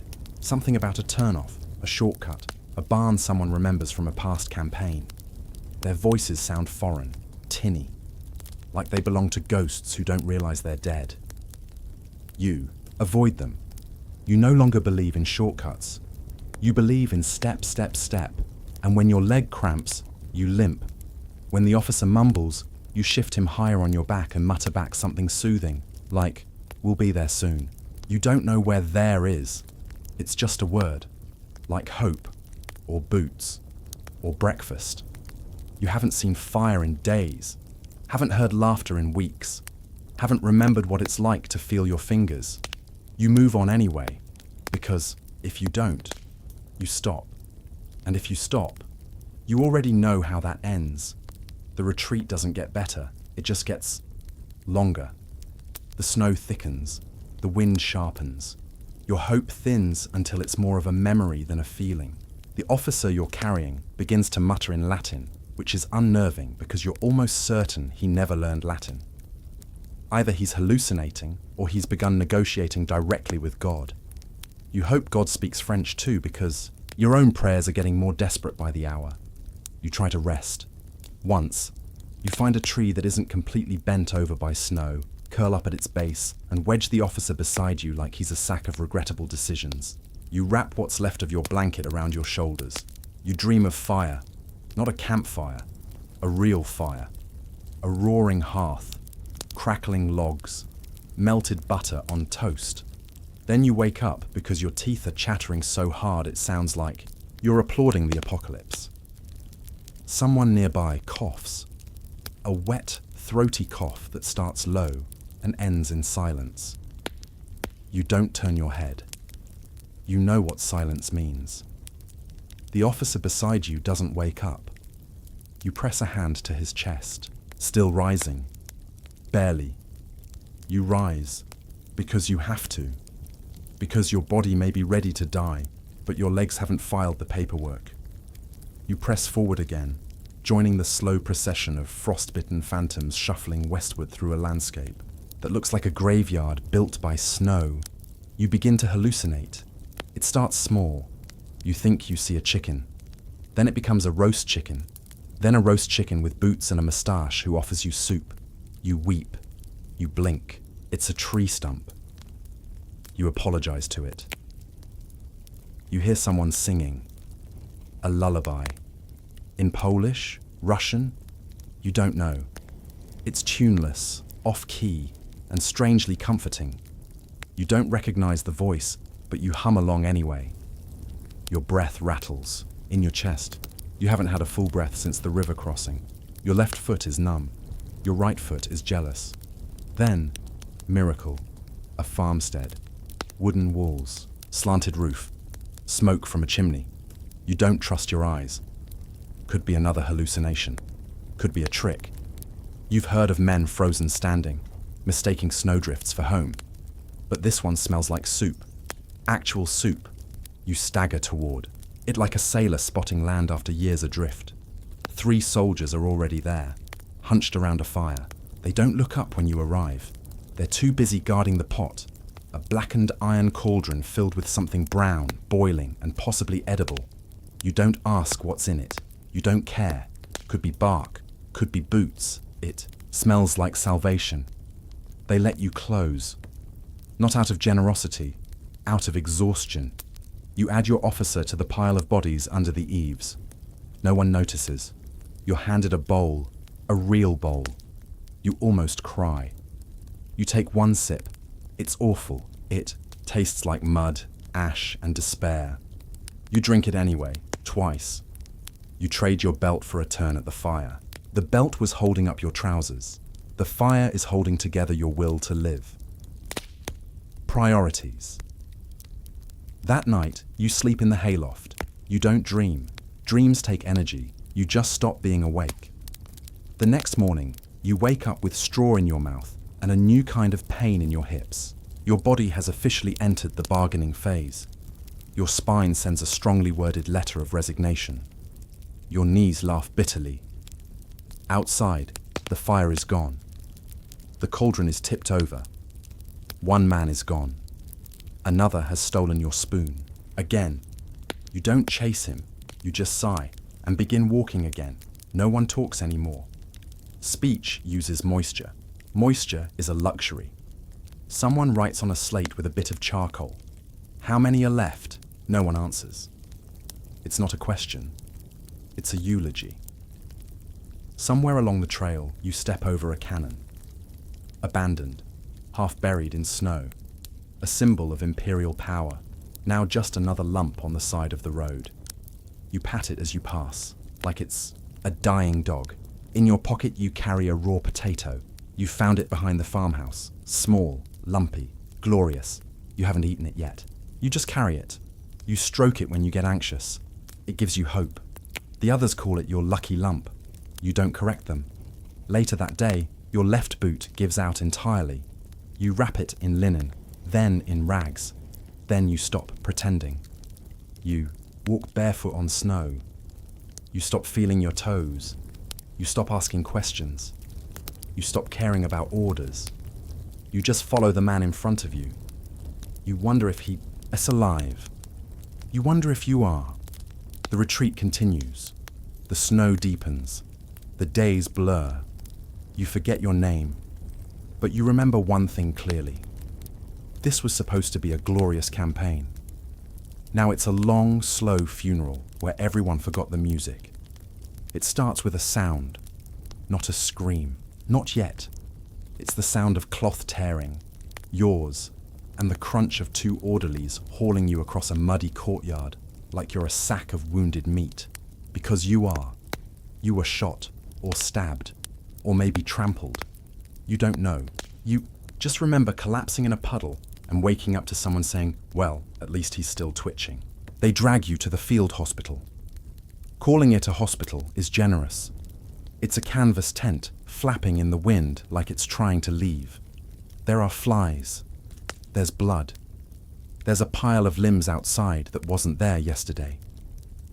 Inside, it smells like sweat, infection, and whatever hope smells like right before it dies. The surgeon is waiting. He's not wearing white. He's wearing a stained apron that used to be beige and now looks like a Rorschach test in blood. His hands shake, not from fear but from fatigue, alcohol, or too much time near screaming men. Maybe all three. He's been operating for 12 hours straight. He does not say hello. He does not ask your name. He says, "Where is it?" You blink.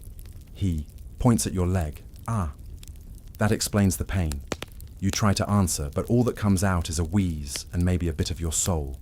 Someone pries off your boot and you howl like a wolf being exercised. "Oh, it's bad," the surgeon mutters. Not to you, but to his assistant. "We'll have to take it." Take what? You want to ask. You'd love to ask. But the pain is crawling up your spine like a rat with purpose. They set you on a table. It's not really a table. It's 2 barrels and a plank. One of the barrels leaks. They don't tie you down. They don't need to. You're too weak to fight. Someone hands you a stick, not for support, to bite. You wonder if it's clean. Then you realize that nothing in this tent is clean. The concept of sterilization hasn't been invented yet, and if it had, no one here would believe in it.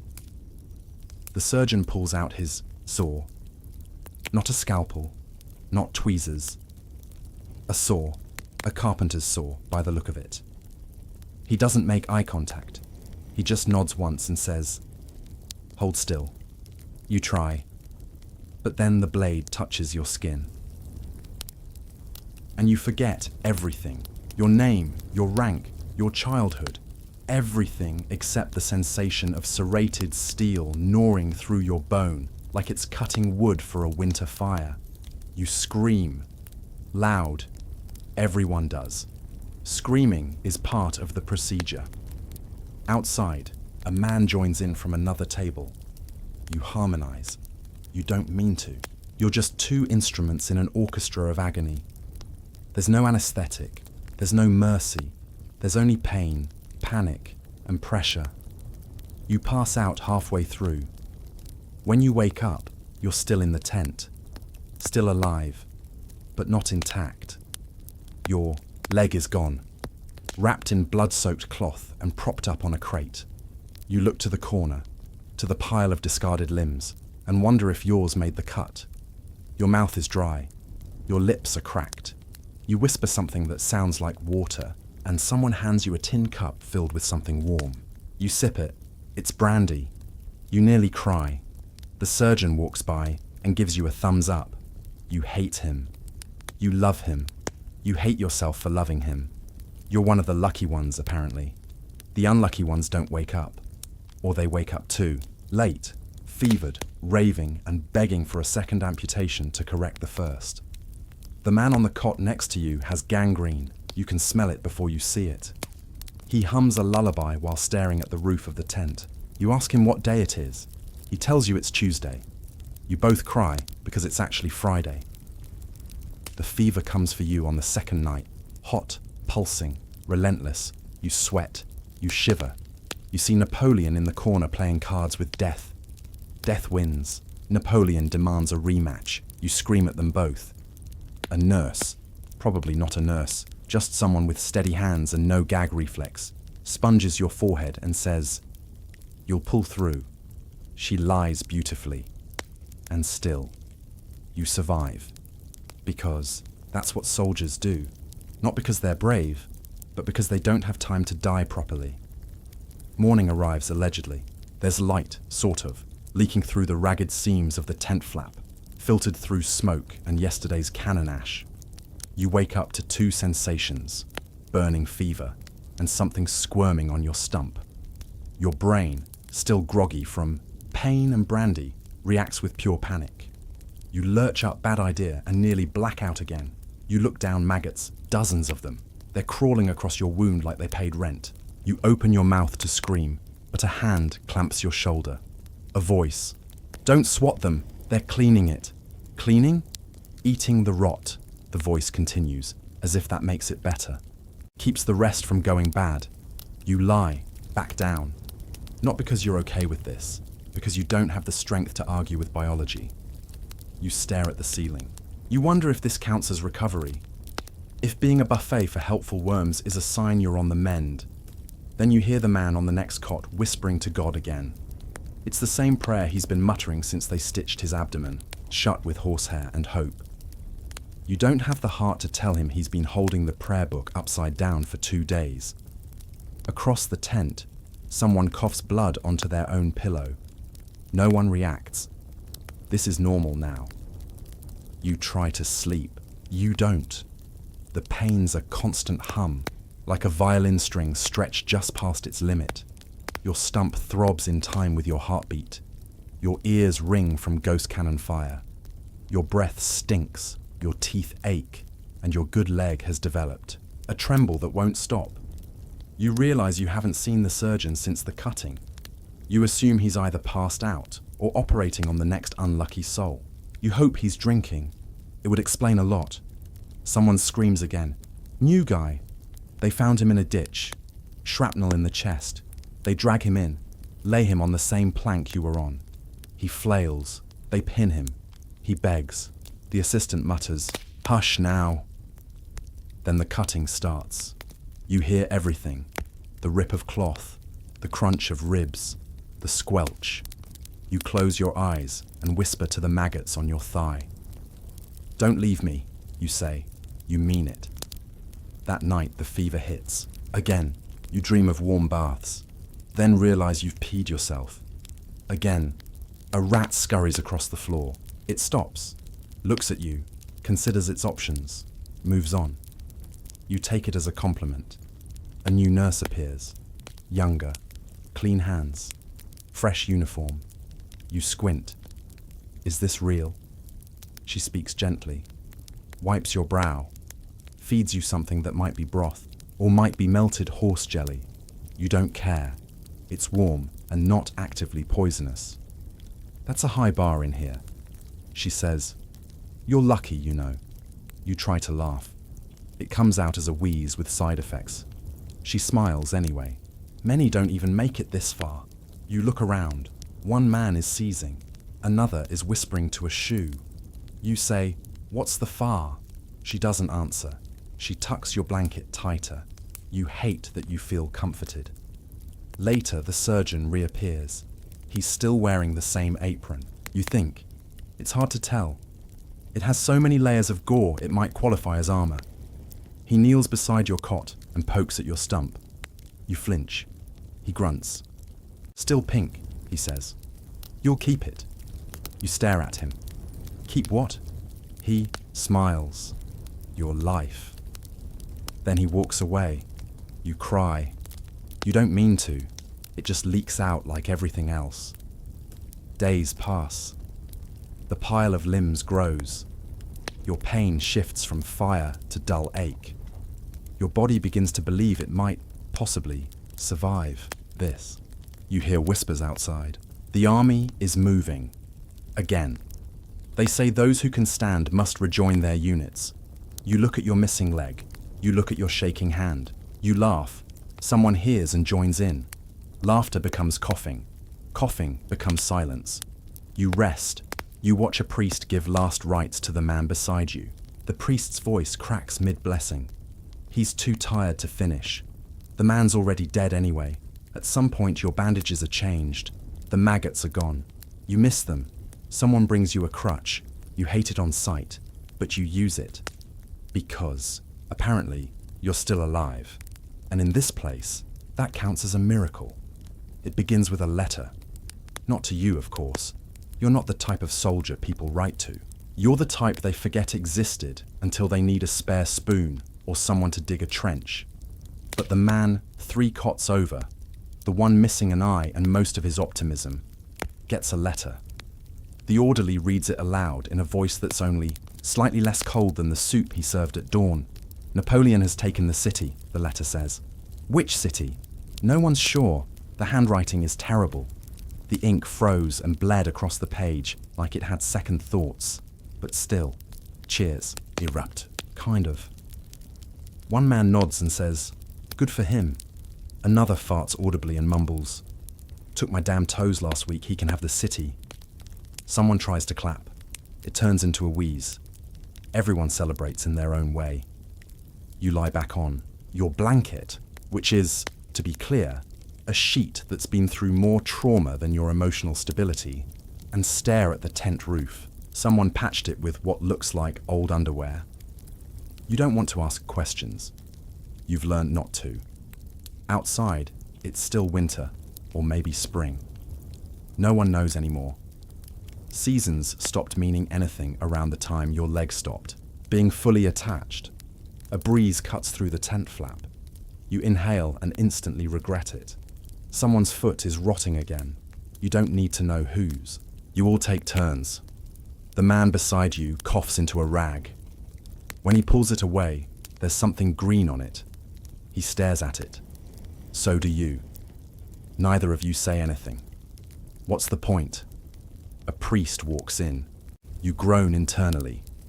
He's carrying a pamphlet titled "Honor Through Suffering," and that tells you everything you need to know. He starts preaching, says things like sacrifice, patriotism, and glory. You shift your weight and hear your stump squish. Glory, huh? You raise your hand. The priest pauses, surprised someone's still conscious enough to respond. "Yes, son?" he asks. You point to the bucket in the corner. "That full of glory." He frowns. You smile. He leaves. Somewhere outside the hospital tent, drums beat. Not a parade, a funeral. They've been digging graves all day. Not enough shovels. They're using bayonets now. You hear 2 officers arguing. Something about marching again. Something about the Emperor's orders. Something about weather reports and shoe shortages and the fact that half the horses have been eaten. They lower their voices when they notice you listening. Too late. You already know you're not staying here. No one is. Not if you're breathing. You. Watch one man pack up. His arm is in a sling. His boot is stuffed with wool and probably some lies. He limps out into the snow, muttering, "At least I still got one arm to salute with." You envy him. You also pity him, because there's no glory on the road ahead. Just more walking, more bleeding, more pretending this isn't all a sick joke played by men in warmer coats. Another rumour spreads. Napoleon is in high spirits. He's reportedly given a speech, handed out medals, praised the bravery of the troops. You're told he looked dashing. Of course he did. He wasn't the one with mould growing behind his kneecaps. You try to picture him, hat angled just right, hand tucked, in his coat like he's holding in indigestion, probably standing on something to look taller. You laugh. It hurts. You laugh anyway. The medic passes by and sees your bandages soaked through again. He stops, lifts your blanket, makes a face like he just found a fish in his boot. "Could be gangrene," he says casually. "Could be breakfast," you reply. He doesn't laugh. He calls for a bucket and some more linen. You brace. You're starting to think dignity was a myth, like rations or hygiene. The new bandages are warm for 5 seconds. Then the wind hits and everything returns to its natural state. Cold, wet, vaguely cursed. Someone from your unit visits. You barely recognize him. He's thinner, quieter, haunted. His uniform is mostly patches held together with desperation. He brings news. Your unit's moving out tomorrow. The road will be hard.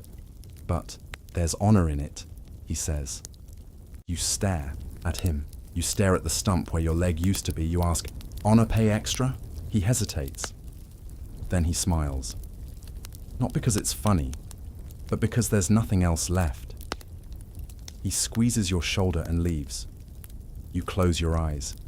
You dream of France, of a field with poppies, of a table with bread, of sitting without pain.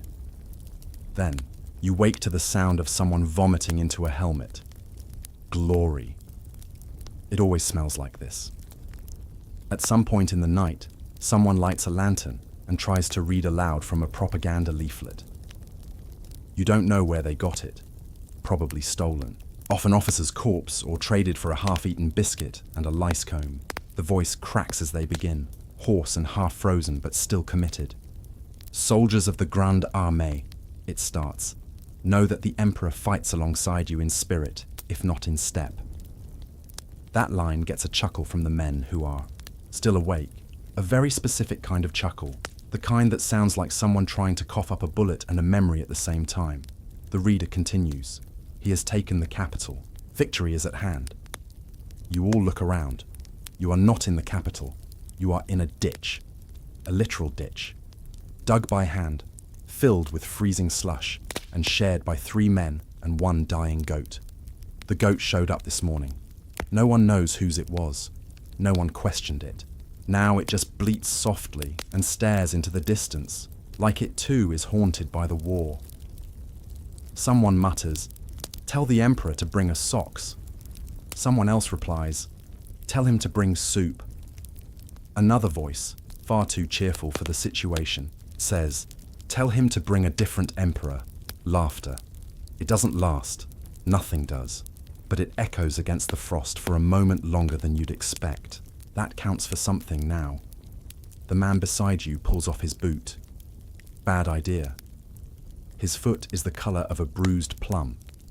The smell is immediate. A few men gag. One starts singing to distract himself. It doesn't help. Nothing helps. You look away and whisper a prayer. Not to God, but to your other boot. "Please be better," you beg. Outside the makeshift shelter, the wind picks up.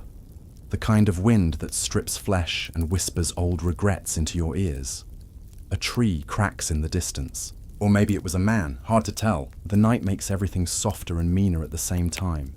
Then a commotion, not an enemy attack. That would at least be honest. No, it's worse. A general has arrived, not Napoleon. You're not that lucky, or important.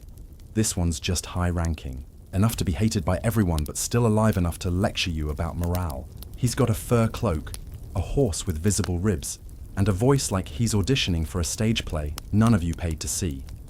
He delivers a speech. You don't remember the words. Something about honor, something about glory, something about how history will remember you.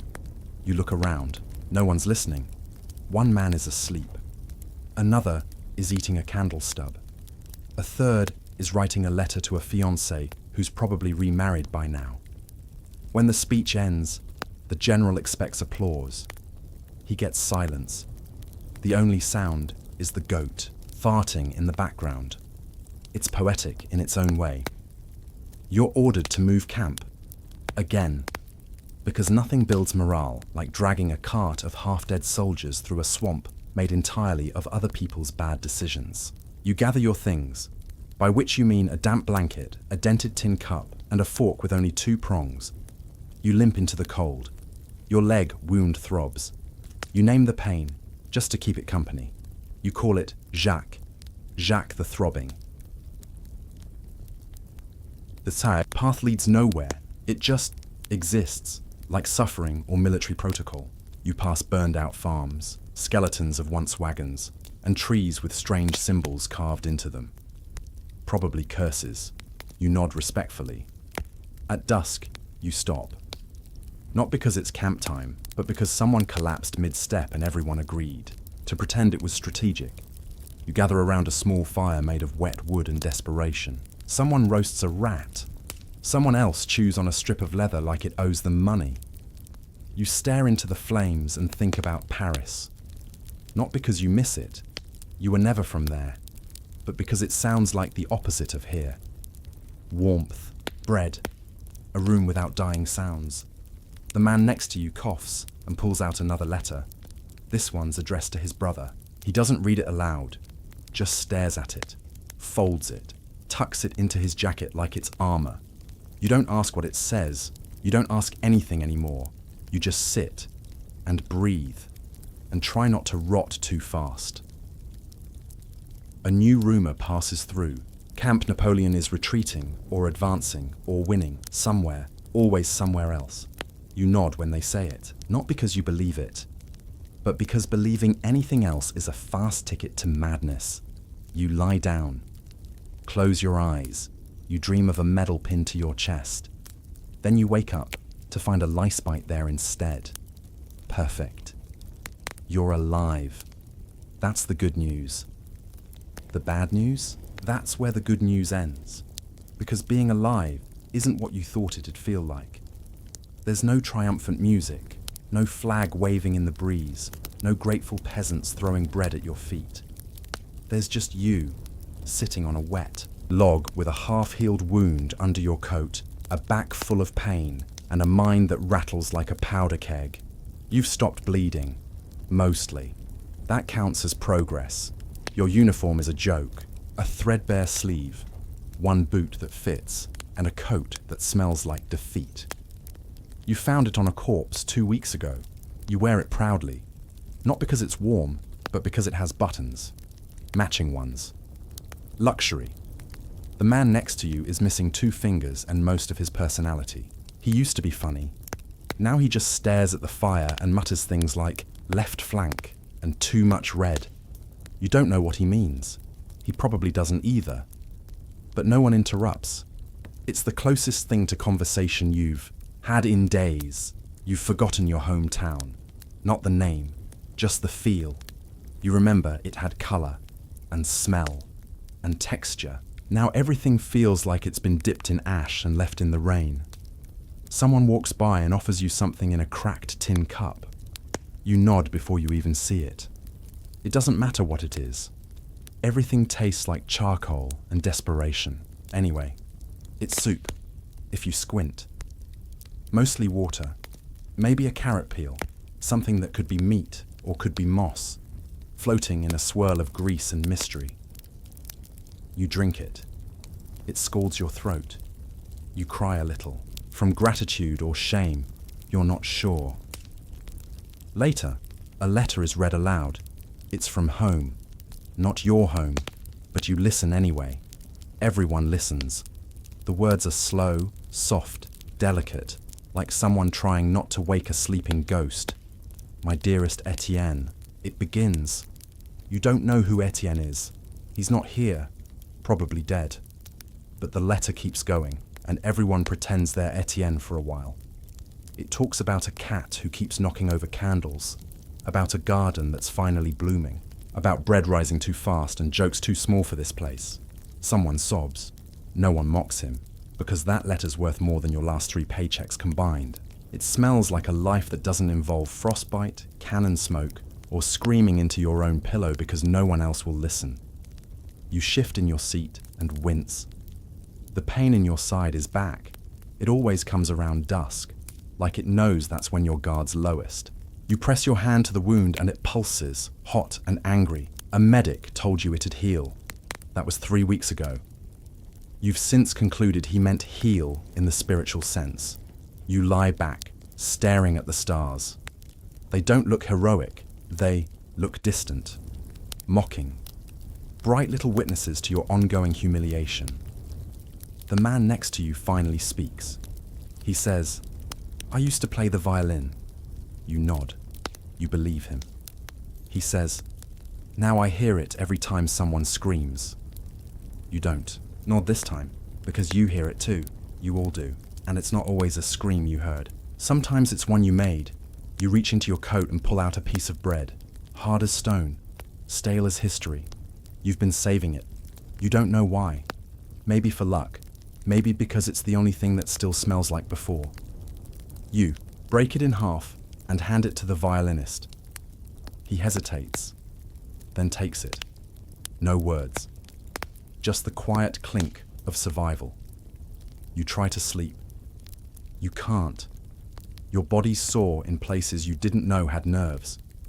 Your dreams have been replaced with flashbacks and nonsense. Last night you dreamt of your mother's kitchen, but the stove was a cannon and the soup was boiling blood. You miss nightmares. They used to be more polite. Someone coughs in the dark. You sit up, check your bandage, still leaking, but less than before. You chalk it up as progress. A figure limps past. One of the young recruits, still too fresh-faced to have wrinkles. His eyes look old. He nods at you. You nod back. He says nothing, just keeps walking, hands in his pockets, muttering something about boots. You look down at your own boots. One's patched with string, the other with someone else's sock. You can't remember whose. Probably someone who didn't make it. You tell. Yourself, you'll write a letter home tomorrow. Then remember you haven't written in months. Then remember you don't know if anyone's still there. You close your eyes. Your stomach growls. You whisper to it, later, because later is all you've got. You finally get discharged. Not ceremoniously, not with a handshake or a medal. There's no trumpet, no speech, no proud general saluting you with tears in his eyes. Instead, a sergeant who doesn't know your name tosses you a folded slip of paper, mumbles something about medical exemption, and turns back to shout at someone still bleeding. That's it. That's your grand farewell. You blink. You're still holding the paper. It's damp, smudged, stamped twice by accident. It reads like a bad poem written by bureaucracy, but it means you're free, or something close to it. The next morning, you're walking, limping really. Your pack is smaller now, just a threadbare blanket, a cracked canteen, and a crust of bread that feels more like a keepsake than a meal. The boots on your feet aren't yours. They were taken off a corpse and lined with straw. They squelch when you walk. You don't ask why. You don't care. You pass what used to be a village. It's ash now, just splinters and soot, burned barns, collapsed roofs, a baby's toy lying in the mud like the punchline to a very bad joke. You stop. You stare. You try to care. You fail. There's no room left in you for horror, just inventory, burned house. No supplies. Move on. You meet other survivors. They walk like you. Heads down, eyes distant, shoulders hunched like the sky might fall at any moment, and they're already bracing for it. Some are missing limbs. Some are missing names. One man carries a helmet filled with bones. You don't ask. He wouldn't answer anyway. At night, you camp beneath a tree that groans in the wind. You find a scrap of dry wood. You build a fire. You don't feel warmer. The cold isn't in the air anymore. It's in your blood. It's permanent. You eat slowly. One piece of biscuit. One sip of water.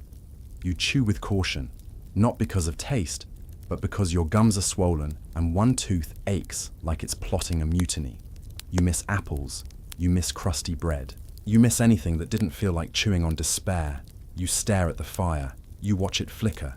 And then you realize you have nothing to return to. Your old job, gone. Your family, maybe not.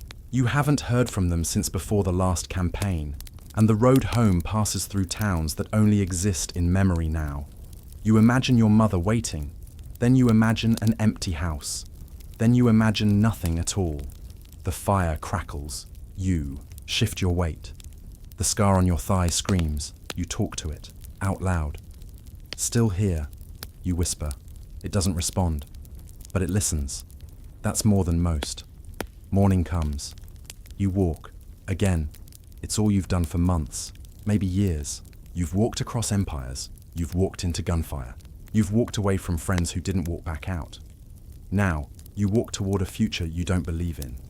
The road ahead is long, crooked, muddy. Your shoes soak through. Again, you find a crossroads. A sign points east, another west. One is marked with a town you used to know. The other says Veterans Station. Whatever that means, you flip a coin. It lands in the mud. You go straight. You pass a man preaching. He's standing on a barrel, waving a paper in the air. "The Emperor lives," he shouts. "France will rise again." No one listens. The crowd has no more room for rising, just breathing, just getting to the next meal. You move on. A child bumps into you in the street. You flinch. Instinct. Your hand twitches toward the bayonet you haven't carried in weeks. The child stares, then laughs, then runs. You stare at your twitching fingers. You hate them. That night, you find a barn, empty, cold, but dry. You lie down, in hay that smells like mildew and rat pee. You dream of cavalry charges, of thunder and blood, and the sound of drums that meant either glory or doom. You can't tell anymore. You wake up soaked in sweat, gasping, fists clenched. You take a breath. You try again. You find work in a small town, helping load sacks, shoveling coal, stacking bricks. Your back aches, but the pain is honest. The bruises come from stone, not bullets. You take pride in that. A new kind of wound, a different kind of war. One day, a man at the tavern asks, "Were you in the army?" You pause. You nod. He says, "Bet you saw some real glory, eh?" You don't answer. You just raise your glass, not in a toast, just to drink. The ale is warm. It burns your throat. You savor it. Outside, children chase a cart down the street. You smile, a little. It hurts, but not as much as it used to. You return home, or what's left of it. The village hasn't changed much, at least not in the ways that matter. The same crooked church bell still leans west. The same muddy square still collects chickens and gossip. The same old man still sits by the well, claiming he once drank with Napoleon. You used to think that was a lie. Now you hope it's true. At least one of you should have something worth remembering. Your house is smaller than you recall. Or maybe you're just larger now. Not in size, but in weight, in shadow. In stories you can't tell without twitching. You open the door. The hinges scream. You whisper back, "Me too." Inside, everything's still where you left it. Your father's pipe, your mother's knitting basket, a chair that creaks in the same spot it always did. Dust rests on the floor like fog. You sweep it with your boot. The mark vanishes in seconds. You drop your pack. You sit. You stare. The quiet is deafening. In camp, you prayed for silence. Now it wraps around you like a wet blanket, suffocating and vaguely moldy. Your body begins to ache in places it doesn't remember how to stop. Your knees crunch, your shoulders pull, your hands shake just enough to spill your tea.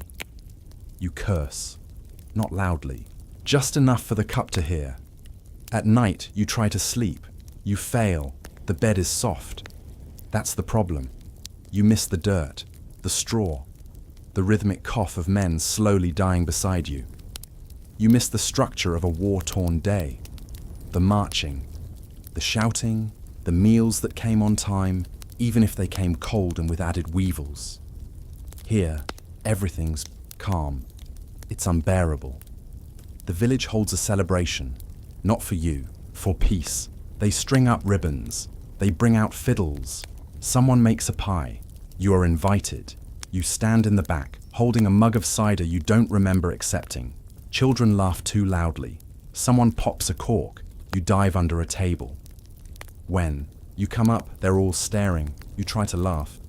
It sounds like a cough. Your neighbor, old Brigitte, pats your shoulder.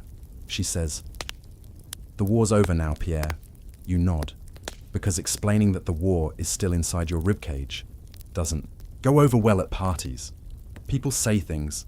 They say, "You're lucky to be alive." They say, "At least you got all your limbs." They say, "It must have made you strong." You smile, because survival is apparently a prize, and you don't want to be rude. But at night, you still sleep with a knife under the pillow. Just in case. Just in case the sound outside isn't the wind. Just in case the darkness remembers your name. You walk with a limp now. The village kids call you Crazy Pierre. They mock your twitch, your 1,000-yard stare. They think war is funny. You hope they never learn the punchline. You try to farm. The soil resents you. Your fingers, once steady with a musket, now fumble with seeds. You plant crooked rows. The vegetables grow in odd shapes. A carrot looks like a screaming man. You throw it into the fire. Sometimes you talk to ghosts, not real ones. Probably. Just old comrades who show up in dreams and soup steam in the corner of your eye. You nod to them. You raise your cup. You say, "Still here, boys." They never answer. You visit the tavern. They know you there. You sit in the same seat each time.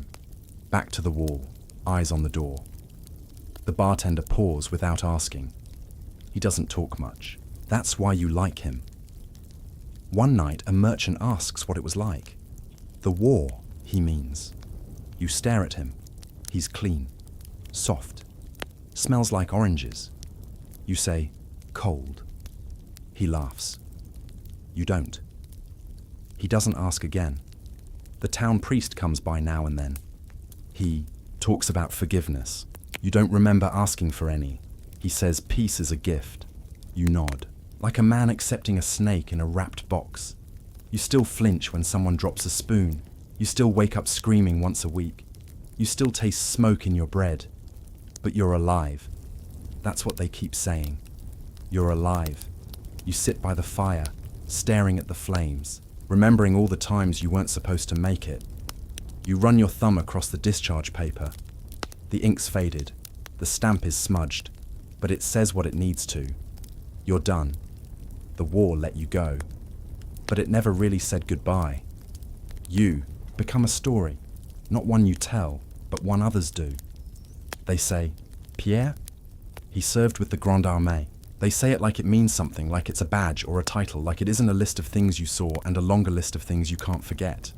They whisper it with awe or pity, or that strained cheer people wear around widows and dogs with missing legs. You let them. It's easier than correcting them. The truth is too messy for markets and bake sales. The bakery still stands. You visit it once a week. The baker's daughter is grown now. She smiles kindly and never asks about the scar on your neck or why you can't hold coins without your hand trembling like it's holding lightning. You nod, hand her your franc, and take your loaf. You tell her it's for breakfast. You both pretend it won't be soaked in wine by sundown. You spend your mornings splitting wood. It gives your hands something to do. You don't need the firewood. Not all of it anyway, but the repetition helps. Swing, crack, breathe, again. It's the closest thing to prayer you've found since you stopped believing the priests knew what they were talking about. The old gods of war demand action, not incense. And your axe is more honest than any hymn. Sometimes kids gather nearby to watch. They whisper, "That's crazy Pierre. He fought in Russia. He killed 12 men with a spoon." You correct them once, then never again. Better to be myth than broken. Once, a traveling official stops by the village. He's young, clean, smells like soap and paper. He wears a medal you recognize from your own days in uniform, the kind you only got for surviving something the army was embarrassed about. He sees you, salutes. You nod. He asks if you ever thought about writing your memoirs. You blink. About what? About glory, he says. You laugh. So hard it hurts. He doesn't stay long after that. Some nights you visit the churchyard. A few names you know are carved into stone, crooked and shallow. Men you marched beside, men you joked with, men who screamed for their mothers as their guts poured out like soup. You sit by their graves and say nothing. Words never helped them before. You're not about to start now. You do leave offerings, though. Half a biscuit, a bit of wine. One time, a small lead bullet you kept in your pocket since Leipzig. You don't remember why you kept it. Maybe to remind yourself you weren't invincible. Maybe because you didn't know how to let go. Every now and then, a stranger arrives. They come looking for stories. They come with notepads and soft voices. They ask questions like, "What was it like?" And, "Were you proud?" You offer them tea. You sit them down. Then you say, "Do you want the truth or the version your publisher will print?" Most don't know how to answer.